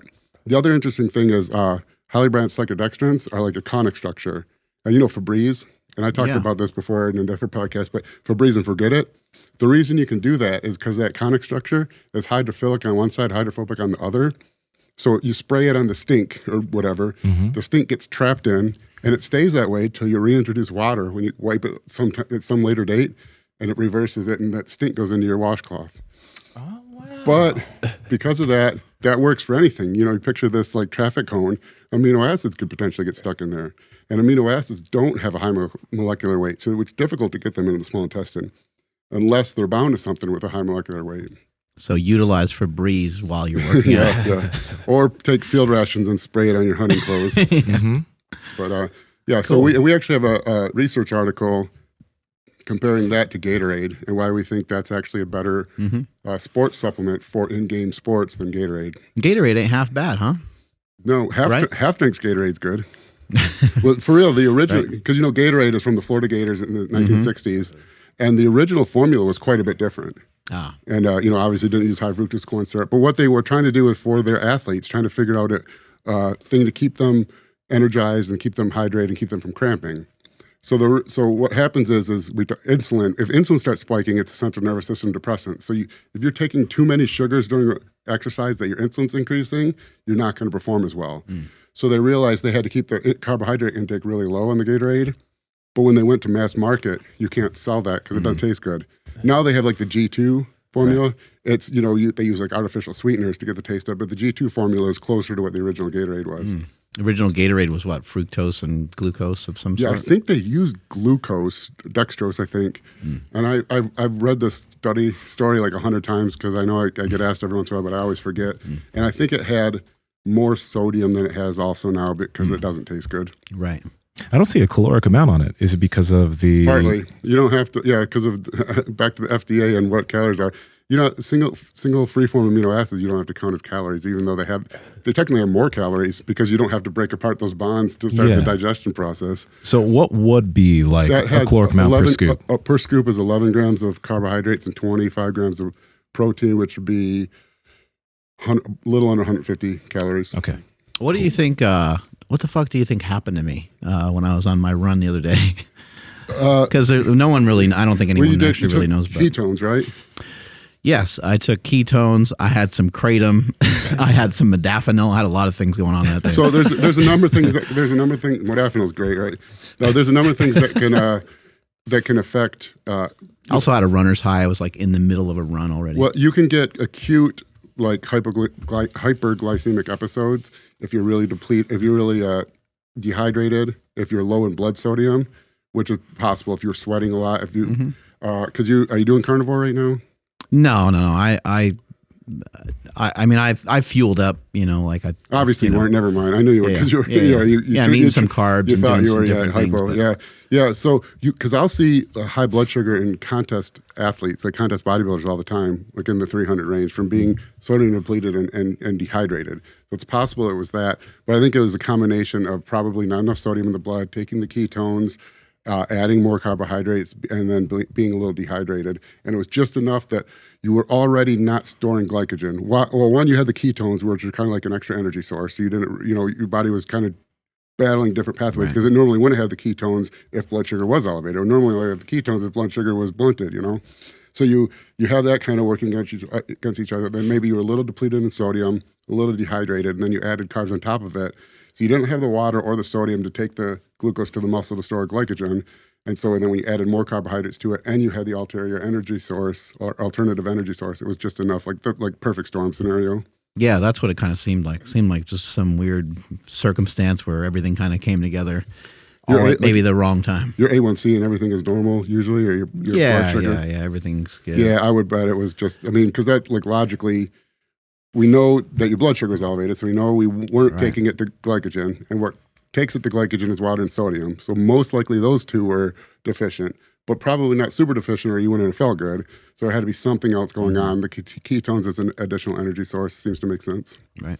Since we're on this topic, how often do you have athletes do blood work? Because I've seen some younger athletes mention that, my coach never really has me do blood work. I try to do it twice a year. And you can go to Merrick Health /Troponin Nutrition or Troponin, or go to my website, Troponin Nutrition, and go to blood work. And you can see the exact Merrick blood labs that I recommend. But I recommend twice a year. And when I recommend doing it, most of my athletes are on PEDs and then use Trt a portion of the year.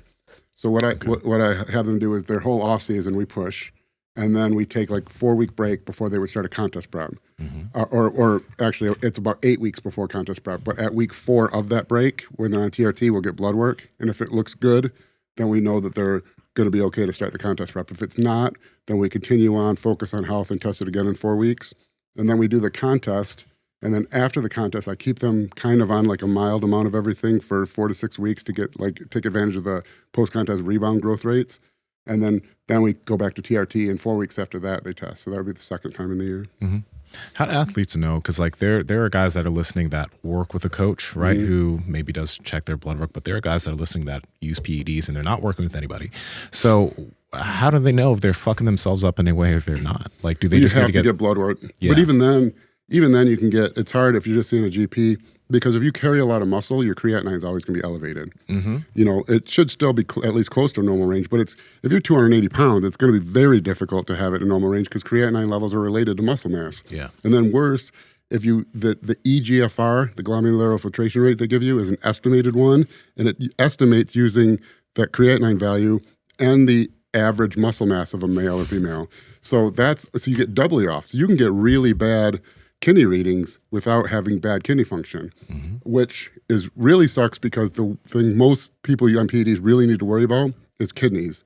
Your liver can regenerate, you can get cholesterol stuff back together, but your kidneys go bad and your heart goes bad. That's it. Not much you can do.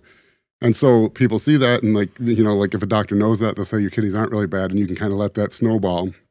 But there's other things also, like if you're on an ACE inhibitor for blood pressure, that can often artificially increase creatinine levels. And so you really have to know what you're looking at, because like a hard training bodybuilder, say this actually has happened to me. Say me when I was actually training hard, I go and I get blood work and my creatinine is like 1.4. So my eGFR is like 57 or something. And my creatine kinase is sky high, and my AST and ALT are a little elevated. Well, the creatine kinase and AST and ALT from training recently, and if they're within a range you'd expect, because I had maybe a really hard leg workout yesterday. And then my actual like GFR, because this happened to me years ago, and I kind of panicked. I was like, because that's the first, because I'd never even seen a GFR. It was just always over 60, and it just said, over 60. And it said 57 or something. So I panicked. I asked to see a nephrologist, and he was like, no, this is why. And he did a 24-hour clearance test. And my true GFR was actually 135, he said, which is like better than it was supposed to be for my age. So I would recommend anyone listening, if you get a bad kidney blood work and you really want to know like what your actual filtration rate is, get a 24-hour clearance test. Interesting. And you did mention that you have your athletes part of the year, they're using their PEDs for whatever, and then I guess it's their off season that they're using TRT. Is there ever a reason for an athlete to, let's say that they are bodybuilding, or let's say this is just someone on TRT, is there ever a reason to take a break from utilizing TRT, or is that, do we know enough yet? I don't know that. I mean, we probably do know enough. I would say I don't know enough, but okay. I don't think really. I mean, really? Well, there's negative side effects to low testosterone. I mean, that's the problem we have, is that we decide something's bad, like steroids are bad, and so then that removes all true medical applications of them, which is dumb, Because, a friend of mine recently is like, why don't you think about coming off that stuff? I'm like, why the fuck would I do that? I feel great. My blood work's great. I look 10 years younger than I am. I have energy. I'm strong. The dangers of low testosterone aren't, you can't just push them aside. So no, I don't. I wouldn't have someone come off. Now, I wouldn't say never, because if you get someone with like uncontrolled blood pressure, their kidney function's all messed up, and they've got these serious things where we know adding an androgen to the mix, like testosterone, is going to, increase blood pressure, increase fluid volume, which is going to put strain on the kidneys, then I'd say, yeah. I mean, this version of not optimally healthy is better than the version of really unoptimally healthy you are right now. Yeah. You've probably come off before, right? For months at a time and things like that, right? Yeah, for like almost 6 years when I was in grad school, and I'll never do it again. I didn't even realize how like miserable, because I mean, I'm a bigger guy. Once like puberty hit me like a freight train, like that I was talking about earlier. Like when I started working out, that was also when puberty hit me. Part of the reason I started working out is because every male in my family across the board was really big, overweight, but everyone's like 6 foot 300 pounds, Yeah. And really, I got a bad actually in like third grade. We were learning about normals or averages or something, and I remember I got a bad grade on a test or something because I said the average man was 6 foot 250. Damn. But so this wasn't happening. Like my cousins are all huge, my dad, my uncles are all huge. And so I started working out, and then puberty hit me at the same time, and I gained like 100 pounds in a year. But where was I even going? I don't remember. That's right. What are, we know some of the standard like performance enhancing drugs, and we know that when somebody gets with some of these TRT companies that testosterone is mainly prescribed and things like that. What are some other things that might be of benefit that are maybe just not on people's radar? Well, yeah, like for joint health and stuff like BPC 157, TB 500, you're seeing that Those a are lot. peptides, right? Yeah, peptides, peptide hormones, and then like semaglutide is really interesting right now. I'm curious what'll come out of that because it's so new and it just blasted on the scene. So hopefully we don't find out like it's a carcinogen or something. Because it's like blew up on the scene, but people are losing a lot of weight off that product. Yeah, we're dramatically reduced appetite, and it seems like even above the reduced appetite, like your cravings seem to be reduced. So even though your appetite's lower, in addition, the food you eat, you don't seem to mind eating healthy as much.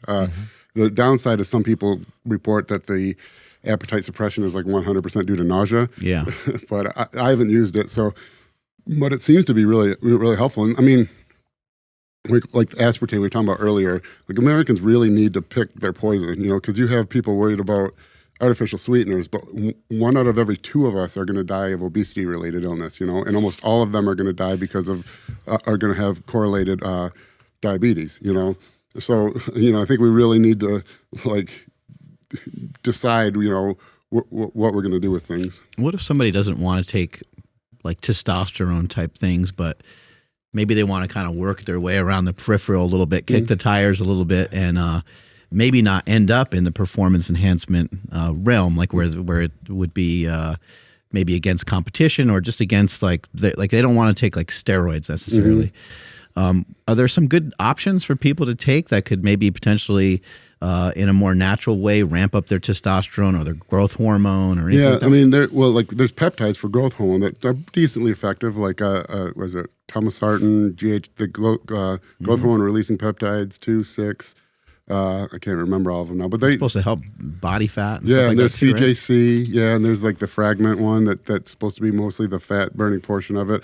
Yeah, I mean, modern medicine's amazing. It seems crazy that someone would just want to take the hormone that we've evolved. It's already studied a lot. And every single one of us has, but you can do like a terkesterone, which is like has some interesting data showing that it improves natural testosterone. Almost anyone's gonna have low testosterone should be on DHEA. Period. Even if they're supplementing with TRT, probably a lot of them should be supplementing with DHEA also. What does that do? It's the part of that precursor for like cholesterol. Is it cholesterol to DHEA to androstenedione to testosterone, or is it cholesterol to androstenedione to DHEA? It's DHEA before androstenedione, I think. But yeah, it's part of that whole process. It's the precursor. It's how we naturally synthesize testosterone. So if you have testosterone, it's almost guaranteed you're going to be low in also the things that make you produce testosterone. And then also we try to do low cholesterol diets, which is just not helping the problem, but cholesterol is kind of the backbone of testosterone. Yeah. Cholesterol is so important. I'm not a physician, and this is not my expertise, but I think cholesterol really probably should have a good look again by the medical community. If you look at rates of Alzheimer's, part of it was people weren't living as long, but that's really not true. Life expectancy wasn't as high, but it was really because so many more people died young. Once you hit like middle age or really full adulthood, like age 24, our life expectancy has been pretty stable for hundreds of years, really. Like Ben Franklin was an old dude, like once you made it through, like what an interesting thing actually is men are just naturally less robust. Like the male sperm is less robust. There's 125 male pregnancies. And I learned this in school 25 years ago, so this may have been debunked, but I'm going to go with it. There's like 125 male pregnancies for every 100 female, but only 115 male births to 100 female births because the male sperm, for whatever, that doesn't survive to birth as often. And then at the end of puberty, there's roughly 1 to 1, 100 men and 100 women. That's because men are dumber when we're teenagers and kill ourselves. But once you get through that phase, we all pretty much live pretty old, 80, 85. And so I don't even remember what this rant was about. What were we asking? Something about old age or something? That's what you got over there, Andrew? You probably got something brewing. Yeah. When it comes to people like jumping on a TRT cycle or testosterone cycle or TRT, something that gets paired a lot with it is Anavar. Is there anything that people need to be concerned about when taking Anavar? I mean, not really. It's like you don't have to worry about estrogen. It was produced. So many people are celebrating. They're like, yes. Well, it is liver toxic. I mean, I think it's C17 methylated. I think, right? Sure. Yeah, I think so. all the orals are. They go well, there's like processed Proviron twice or something. Proviron isn't C17. Oh, okay. Yeah, so yeah, but almost. Yeah, I think it might be the only one. But yeah, so liver enzymes you got to worry about. But generally, no. It was really meant for kids. Like that was one of the early reasons for I shouldn't say no one should be on anything that affects your liver permanently. You shouldn't take Tylenol all year round. But you could make an argument that it's probably on the order as far as safety of a Tylenol. Yeah, if you're using sane doses. Yeah. So I'm curious about this because you work with high-level bodybuilders. And there are a lot of young guys that do want to get into the NPC side of bodybuilding, right? So I know that when guys do that and they have to take that many PEDs, there's really no way to do it extremely safe, but there are safer ways of doing it. So how do you know if you're working with somebody who knows how to do things in a safer way? Because there are guys who, like, let's say they have genetic gifts. So a coach will just dump them on a bunch of shit and say, this will get you big, dog. It will. It could also fuck you up. Yeah. Right? Yeah. Well, what's crazy is really crazy to me because I could even make an argument that the most rapid progress is actually the healthiest way to use PEDs. Really? Or healthier way. Yeah. So get in and out, kind of. Well, actually the opposite. Hopefully I can make this work. So what causes the main issues? The things that really spike blood pressure, the thing that really affect the liver, those are the orals, So stay away from the orals. What else is there that's really harsh? Like a Tren. Stay away from Tren in the off season. So what are we left with? The off season. Well, I'll explain because they have to compete. They have to compete. So basically use like two compounds, Test and an anabolic. DECA, Masteron, EQ, MBPP, Primobolan. And Primobolan is what I would say is actually the best. And people are going to sleep on that. That's Nsima's favorite, Primobolan. Yeah, you better chill, dog. Because people are going to fucking believe you. I don't need that shit. Chill. He doesn't sleep either. We'll get to that later. But that's a very safe compound. It lowers estrogen. There's like zero risk for, gynoestrogen side effects. It's not terrible on cholesterol. It's not very androgenic. And so you do basically those two compounds, and then they're almost self-limiting in dose. And people don't want to believe this because they think the pros are on mass amounts of dose. But what happens is after a certain point, if you're on it's too much testosterone and things like that, your blood volume's sky high, your appetite starts going away, you're lethargic as hell, you might get test flu. So if you have the flu, you can't eat, and you can barely keep your eyes open, your training's going to be terrible. What is test flu? I don't know, to be honest. I don't know that anyone does. I think it's somehow correlated to I don't know if it's inflammation of the tissues from the volume of the injections because you have the hormone, the steroid molecule dissolves out of solution and you have that crystalline structure kind of in the muscle tissue. It's irritant. There's solvent that's an irritant. Sometimes people get sick after they take a shot. Interesting. Okay. Yeah. And it's not in a medical journal, I'm sure. But if you feel achy and you're tired and you can't eat and you have no energy, your workouts are going to suck. So take those two compounds, which are already the safest in general as far as they're not the worst for blood pressure, they're not the worst for cholesterol, they're not the worst for liver, and then you have an upper limit because above a certain dose you don't even feel good. Well, boom, now you have this cycle that you can run long term, and then in prep, obviously, you have to bring the Tren in. But So you think Tren for guys at that level is just like a staple? It's just not. It's just not good. It's not good. It's hard on the kidneys. It's hard on everything. It seems to have, the roid rage thing. I don't really believe, but it seems to. If there's one that does cause people to act different mentally, and Eric Serrano's done a lot of cool stuff on the neurotransmitters and brain chemistry with the hormones, and I think there's a lot we don't fully understand on that, and it seems like Tren is a big one. Well, because Tren often converts to prolactin. So you get a lot of weird things with Tren because it's so androgenic, your sex drive probably goes sky high. Mm-hmm. But then if it increases prolactin, so the refractory period after you do it, you don't want to do it for a period of time. That's called the refractory period. And the reason for the refractory period is an increase in prolactin. Prolactin is what women produce to lactate when they have babies. Well, we produce it after we finish, so we don't try to make more babies for a little bit of time. Mm-hmm. So if what you have is this extremely high sex drive. And then with this high prolactin levels, it's like a weird mix and then you probably are still horny, but then you can't finish because your body's not really ready. Your body thinks it's not supposed to be doing this, and that's it's a weird cocktail. Yeah, it's just not, and it's like your dog humping your leg after it's been fixed. Yeah, exactly. Yeah. That's a great analogy. You want to still rub it on stuff. Yeah. It's still there. Somewhere deep down in the cortex is an urge. Yeah.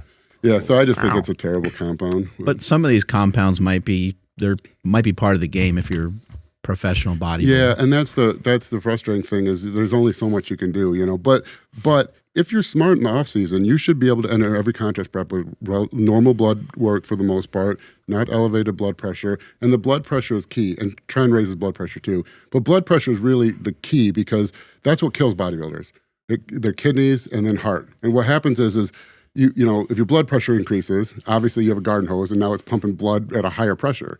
Well, at the end of the one end of that garden hose is like a coffee filter. That's your kidneys, you know.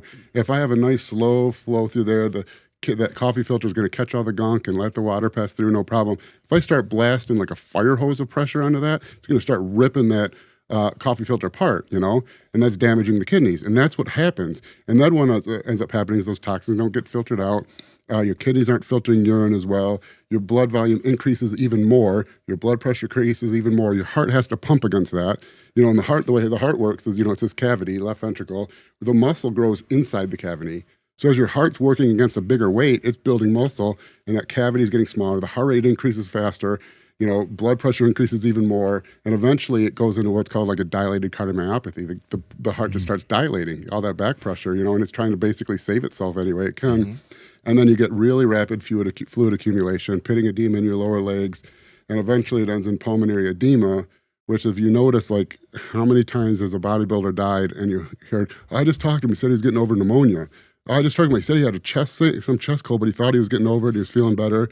It's always that, and that's what it is. It's pulmonary edema as an end-stage of renal failure and heart failure. Yeah. And heart failure is misleading because it sounds like your heart failed.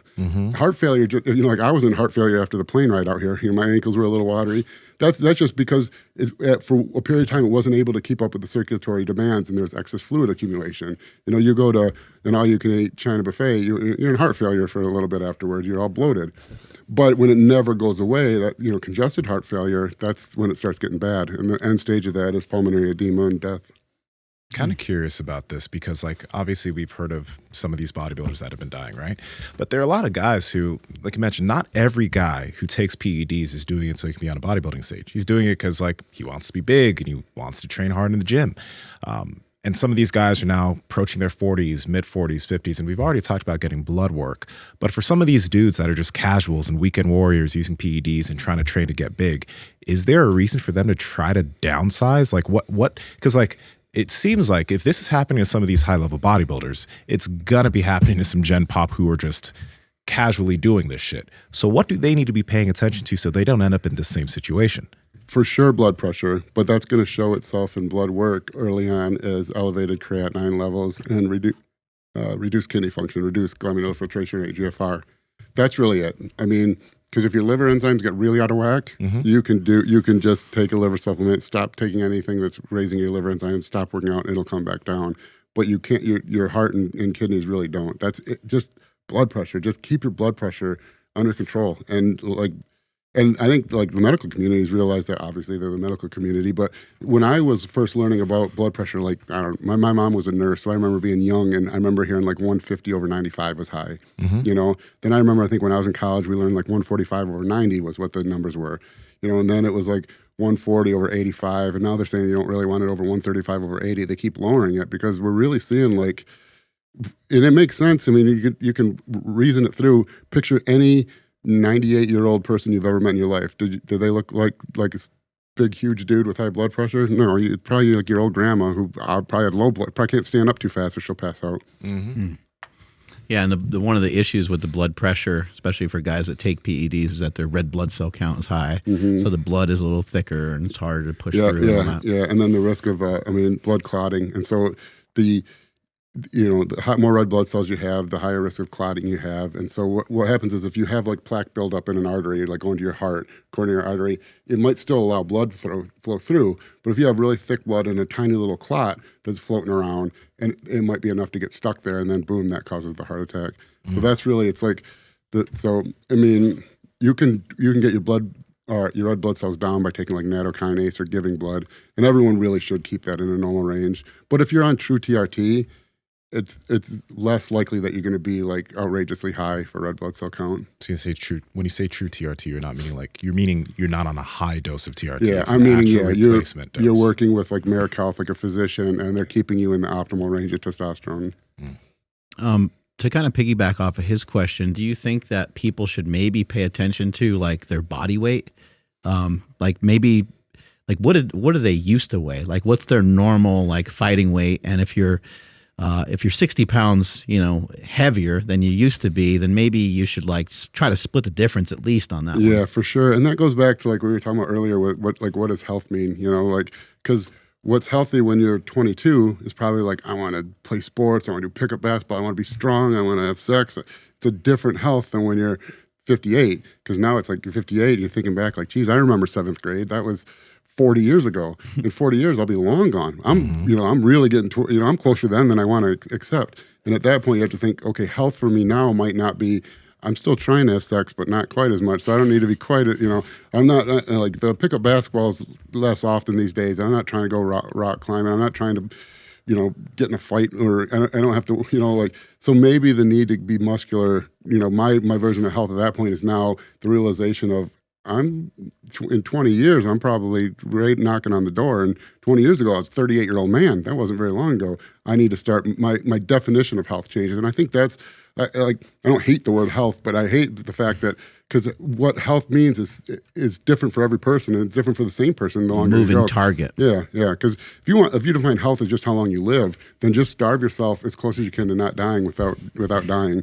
I mean, they do tests on, like, they have mice living like the human equivalent of 200 years by just basically keeping them very close to starving to death their whole life, and just slows down all the oxidative processes and stuff, and they live quite a bit longer, which is also probably why Japan has the highest rate of centennials, the highest rate of 90-year-olds, because they have thin people, and thin people live longer, Sometimes that makes me wonder if, like, at a certain point we should purposefully downsize, right?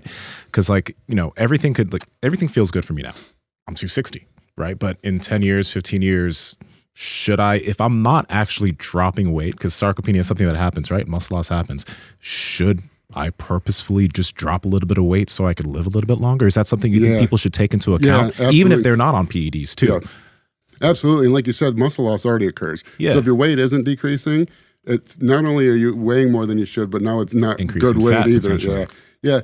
But even aside from that, you kind of just weigh this much though, and you kind of have weighed around this much even when you were younger. Yeah, I've been the same weight. This weight-ish for the last like 6-8 years. I know your weight went down for a while, but yeah. When I prepped like back in 13 or 14, before that prep, I was 265. Then I prepped down to 220. Then I went back to like 255, 250. And for jiu-jitsu, I've just been around 245, 250. And now I'm creeping back to 260, but I'll be back. This is just my weight. What did you weigh? What did you weigh before you lifted? Do you remember? I was 13, 185. Sure, 13, 185? Yeah. I was 185, 180, 185 when I started lifting. So maybe you go halfway between, like, just say 200 pounds and 260. Maybe you end up at 230. 230. Yeah, maybe that's what I do end up at. But it's something I legitimately wonder, because, like, you're right. You don't see many big older people. How many 7 feet? I mean, it's like nature's a cruel bitch. Like, you don't, of all the great NBA players, how many of them are 90? You don't see 7 foot 90-year-olds. That's true. It's like little small things. Cost a lot to be that big. Yeah, it's a lot energy expenditure. Yeah, for sure. Just a lot of stuff going on. Yeah, but it also makes me wonder. Like, do you think that maybe some of these people should probably also start adding in some cardio into what they do? Like, you've become very efficient at running. That's probably going to pay some dividends in your long-term health. I hope so. Oh, absolutely. I mean, I don't think you could argue against that in any way. Your heart rate's going to decrease. The improvements on blood work is almost across the board. Just like what a heart attack is for most. There's different types of heart attacks. There's like if you go into ventral fibrillation where they clear. They call that a heart attack, but that's a different type of heart attack. That's your heart. I've always wanted to use that thing on the bench. Yeah. Right when you get it down all the way to the chest and have someone just nail you with that. Boom. I think you'd be so explosive. What a great YouTube video. What I think is my hair goes. If you've ever seen it, it's crazy though, because the person it looks like their body explodes. What I think is interesting in that is how like crude and non-medicinal that is. they're not starting your heart. What they're doing is they're stopping your heart and hoping it starts back up under normal rhythm. That's really what it is. It's your heart's, it's called ventricular fibrillation. Your heart's just fibrillating. So your heart's just kind of quivering. And so what they do is they pass a massive amount of electricity through it to kill it. It's like smashing your computer screen on that. Bam! That used to be, you can do a precordal thump. There's the precordal section right here. If you thump it really hard, I don't think it'll ever work. But that was like before the AEDs. That's what they thought to do. Yeah. But but the other heart attack is like a myocardial infarction. That's the common one. That's a blocked artery. And it's rare that, because people will go in and have no symptoms and they'll see that these arteries are 90% blocked. So they can get blocked pretty closely without causing issues. So what the issue is then when the heart needs extra blood flow through there, which would be like at exercise, and that's when you get ischemia. So if you have an occluded artery and there's not only like 10% of the blood can get through, at rest you might be fine, but then I go shovel the driveway and I need more oxygen, and that area of the heart cannot get more oxygen, and it gets deoxygenated and dies. So you didn't have like a whole blockage, you didn't, but you can get, or that's just called ischemia, it doesn't contract as well. And that's really what happens most of the time. It's someone, like smoking constricts blood vessels too. So it's someone who doesn't have a blocked artery, but they're not healthy. So they have no real adaptation to exercise or anything. And they go out on a cold day, vasoconstriction, they're smoking a cigarette, vasoconstriction, and shoveling the driveway, energy exertion, and that triggers the heart attack. Wow. So even just from that, you being in better shape, your heart is better at utilizing the oxygen, you're able to do things with, at a lower heart rate, and you're gonna potentially survive a case like that would kill someone else. So if you're ever out smoking a cig and shoveling the driveway, you're probably going to make it. How do you get these big guys to be able to, these big people that you work with, people that are getting jacked, how do you get them to be able to sleep well? We have a product, and really outside of supplements is breathing. I know you're big like nasal breathing. Yep. My wife's specialized in sleep dentistry, and so always a CPAP, or I prefer, it doesn't seem to work for everyone, is I have a dental device you can get from a dentist, preferably one that specializes in sleep, and it pulls your lower jaw forward, and it kind of minimizes the ability to mouth breathe, forces nasal breathing. Makes a little more room for the tongue and everything. Yeah, it's been a lifesaver for me. It's I forgot to bring it here, and you can tell the difference, like my mouth is dry. I feel like I'm not with it. I'm so mad at myself because it's seeing the difference. It's like a CPAP that you never take off. Because that's the thing, CPAP's great, but you pull it off every night. Imagine 8 hours every single night of perfect sleep. It's like been a life changer for me. But then on top of that, there's things you can do. So basic, and I could be wrong on this because again, it's been 25 years since I learned this, but the brainwave chemistry is like when you're alert, you're in beta waves. When you start getting like calm and ready to sleep, you go to alpha waves. And then when you fall asleep, it's theta waves, and then the deep sleep waves are delta waves. And then there's REM sleep, which is different, which is actually really active brain activity. But we have a nighttime formula called Hit the Rack, and we have a combination of products that most sleep products will give you, like melatonin, valerian root, things, and GABA, things that try to put you in deep sleep. Yeah, so we have a combination of things that work to put you in alpha waves, so you get kind of like calm and relaxed, lower anxiety, and then when you fall asleep, we have the normal stuff that everyone has to keep you asleep. And so we get great feedback on this, because I think the problem with most people is you take like 10 milligrams of melatonin, you fall asleep, but you're groggy half the next day. Yeah, so this, we have the two-phase action, I think, is really good. Pat Project family, how's it going? Now, we talk about meat a lot on this podcast, which is why we've partnered with Piedmontese and have for years now, because they have some of the best beef on the planet. All right, Piedmontese beef has cuts that are fattier in terms of their ribeyes, and they have also cuts that are leaner in terms of their flat irons, but you can get cuts for no matter what diet you're on. Andrew, how can they get their hands on it? Yeah, head over to Piedmontese.com. That's PIEDMONTESE.com. And at checkout, enter promo code POWER for 25% off your entire order. And if your order is $150 or more, you get free 2-day shipping. Links to them down in the description, as well as the podcast show notes. Wow. What do you think about some of the stuff coming from Andrew Huberman? He's been just crushing it with great information, telling you to get out and get the sunlight and get the light in your eyes. It can help with your melatonin and help with a bunch of other regulation of your hormones and things like that. Yeah, I love that. And I think it's like, you hear that. We're so dumb for how smart we are. It's like, it's so obvious. Like we've been around for 200,000 years or something as humans, right? And for all but when did we even get electricity? You know, like for most people didn't even have lights in their home until like 125 years ago. So for 199,900 and whatever years, we have this state, and then we have this state. So our whole human existence was spent when we went to sleep when there was no light. We were in light all the time. Yeah. We were outside in the sun all the time. We didn't need to supplement with vitamin D because we were, what did we eat? We ate meat, we ate fats, we ate nuts, we ate organ meat. We moved. We moved so much that we would probably run for our first meal wasn't until we chased an animal for 8 hours until they died of exhaustion. Like clearly we were meant to eat, like proteins and fats, move a lot, be outside a lot, have our feet on the ground a lot, be near water all the time, sleep when it's dark, and be awake when it's light. And now we do the opposite of all that. We don't move. We have our phone in front of our face all day. We sit in the dark in a cubicle during the day. We're never outside. We never move. We're never near water. Our feet never touch the ground. I mean, it's like you see all these things like, geez, it's not really rocket science. I should probably just think like what the obvious answer is. So do you have to like direct your clients on like, hey, try to have these certain things in your day? Because you probably work with people they have office jobs. Yeah. So they probably do fall into the typical routines that most people do fall into. Yeah. Oh yeah. The lack of movement. So it really varies because I have compartmentalized. Like some of my guys just want to be the strongest person they can be. They're powerlifter. Some want to be a bodybuilder. Some I have a lot of like gut health issues, and I have some cardiology patients, some diabetic patients, clients. So it really depends. But like your general health person, yeah. Number one, I try to get them moving oftentimes during the day. We'll do like a step count for the week. Yeah. I don't force like a day. I'll say like something simple, like make sure we get 50,000 steps per week, in addition to whatever cardio we're doing.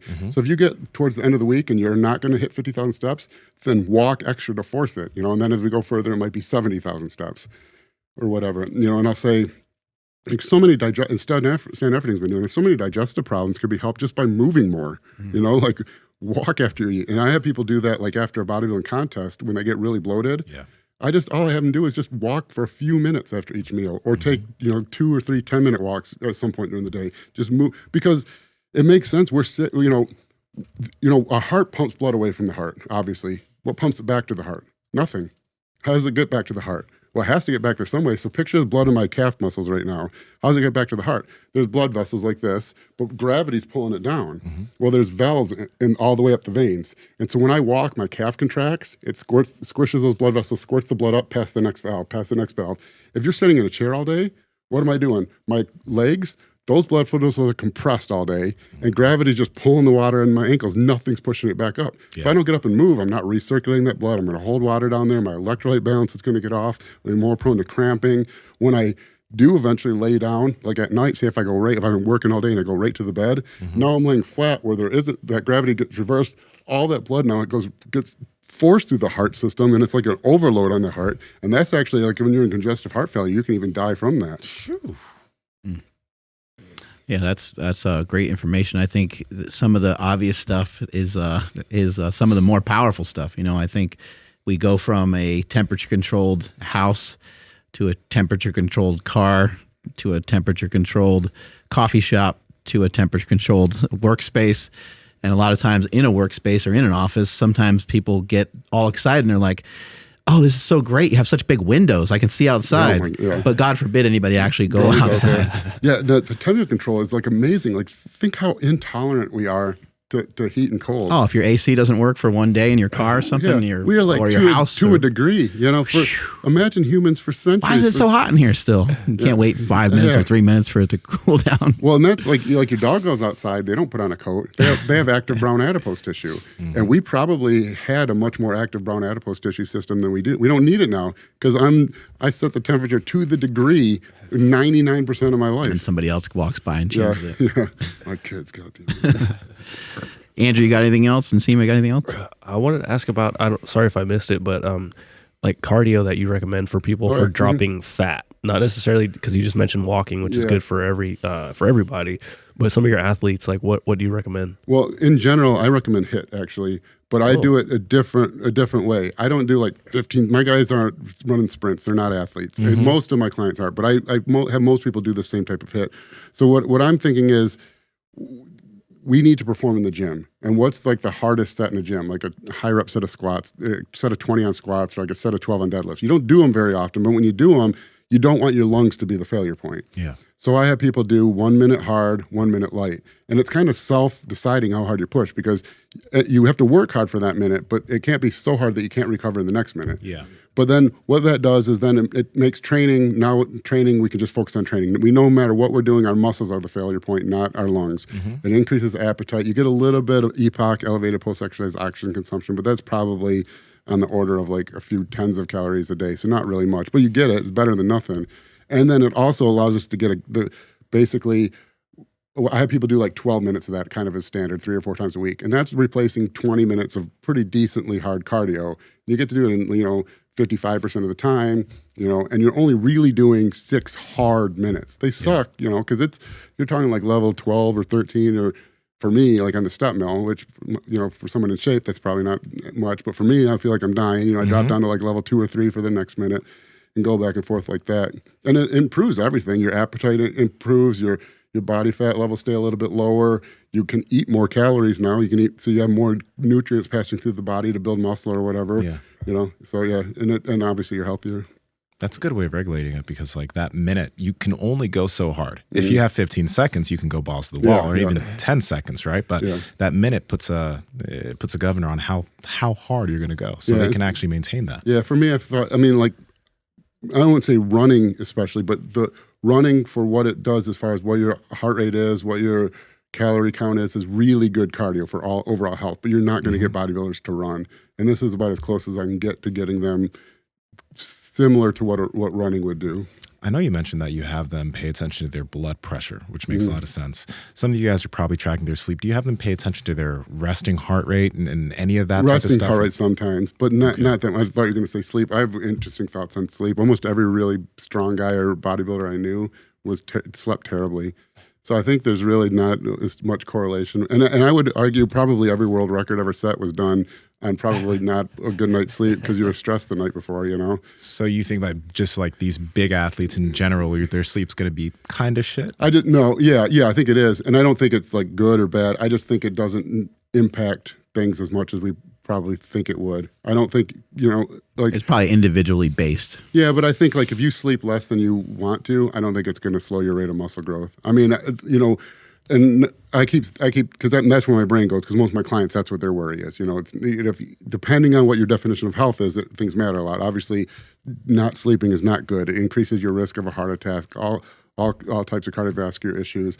You need to sleep, but most people setting a world record slept terribly the night before, so I think you could argue that. And then, like most bodybuilders sleep terribly, they all have sleep apnea. So I think it's hard to argue that you're not going to build muscle if you don't sleep good. Yeah, absolutely not. So what is an alarming resting heart rate number for some of these guys, by the way, just so people can alarming over 100, but I think over 80 you should put some effort into getting it lower. But you're a 280 pound guy, he's going to be higher, I mean, because his focus is being 280 pounds. 280 pounds with no body fat, his focus isn't being healthy. But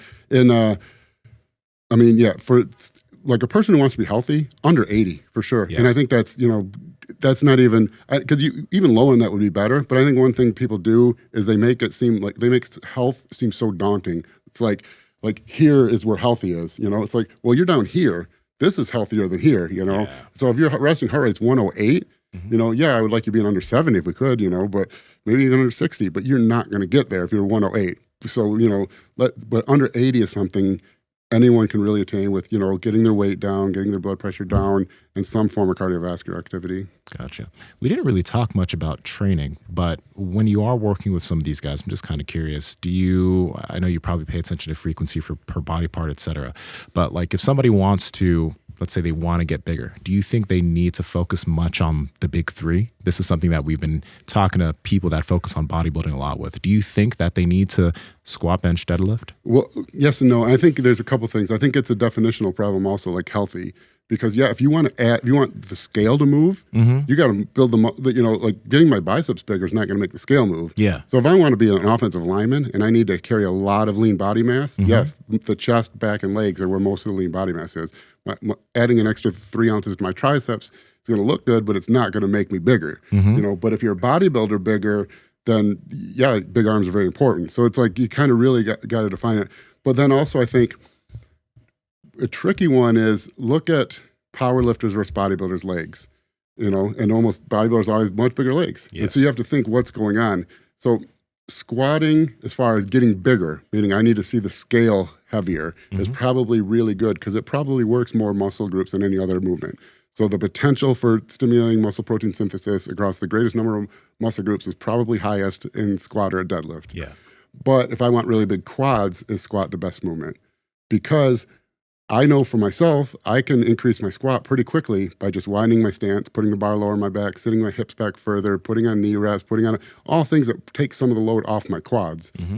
And I could target my quads much more by putting my heels elevated slightly, doing a high bar squat, maybe more narrow stance, and then doing all kinds of things, changing the way my body position is to increase the load on the quads versus the other muscle groups. So it's a really loaded question. But yeah, I mean, I typically use like compound movements almost exclusively. I mean, a few isolations, but I figure I'm trying to stimulate muscle protein synthesis across the greatest number of muscles possible. The harder an exercise is, by like how out of breath I get, means it's probably working more muscles. And so back to like, aside from like all the science and everything, if you just break it down to what seems to make sense, it's like, yeah, it's working more muscles. It's probably going to create more muscle protein synthesis. Gotcha. Yeah, I think every bodybuilder pretty much forever has used some version of a bench squat or deadlift. They've maybe they were doing stiff leg deadlifts, and maybe their squats, maybe they were replacing it with a hack squat machine or a leg press. Exactly. So you don't necessarily have to load the barbell on your back, but for some guys, they've found that to be it's really helpful to actually do the actual squat itself. Yeah, some movement. Yeah, that's perfect. That's a better way of saying it. Yeah, because obviously the squat motion where there's a weight above your body and you're pushing through your legs is because the weight being above your body is really important, because a leg press works the same core muscles, like the same leg muscles as a squat, but you're not getting the back activation. You're losing probably some of the hamstring stuff because the hamstring across the hips, and your body's not leaning forward. You're losing a lot of the stabilization stuff. And so, yeah, I think that's a better way to put it. Yeah, the movements that work the most muscles are going to build the most muscles. Take us on out of here, Andrew. All right. Thank you, everybody, for checking out today's episode. Please drop those comments down below. Let us know what you guys think about today's conversation. And make sure you guys hit that like button and subscribe if you guys are not subscribed already. Powerproject.live for everything podcast related, including the dope-ass hoodie that Mark's wearing right now. Links down in the description, as well as the podcast show notes. Make sure you guys follow the podcast at MB Power Project all over the place. My Instagram is at I am Andrew Z. Nsima. Where are you at? Discord's down below at Nsima Inyang on Instagram and YouTube, at Nsima Inyang on TikTok and Twitter. Justin, where can people find you? TreponentNutrition.com, TeamTreponent.com, or FirstDetachment.com. That's letter 1 ST, FirstDetachment.com. I'm at Mark Smelly Bell. Strength is never weakness. Weakness never strength. Catch you guys later. Bye.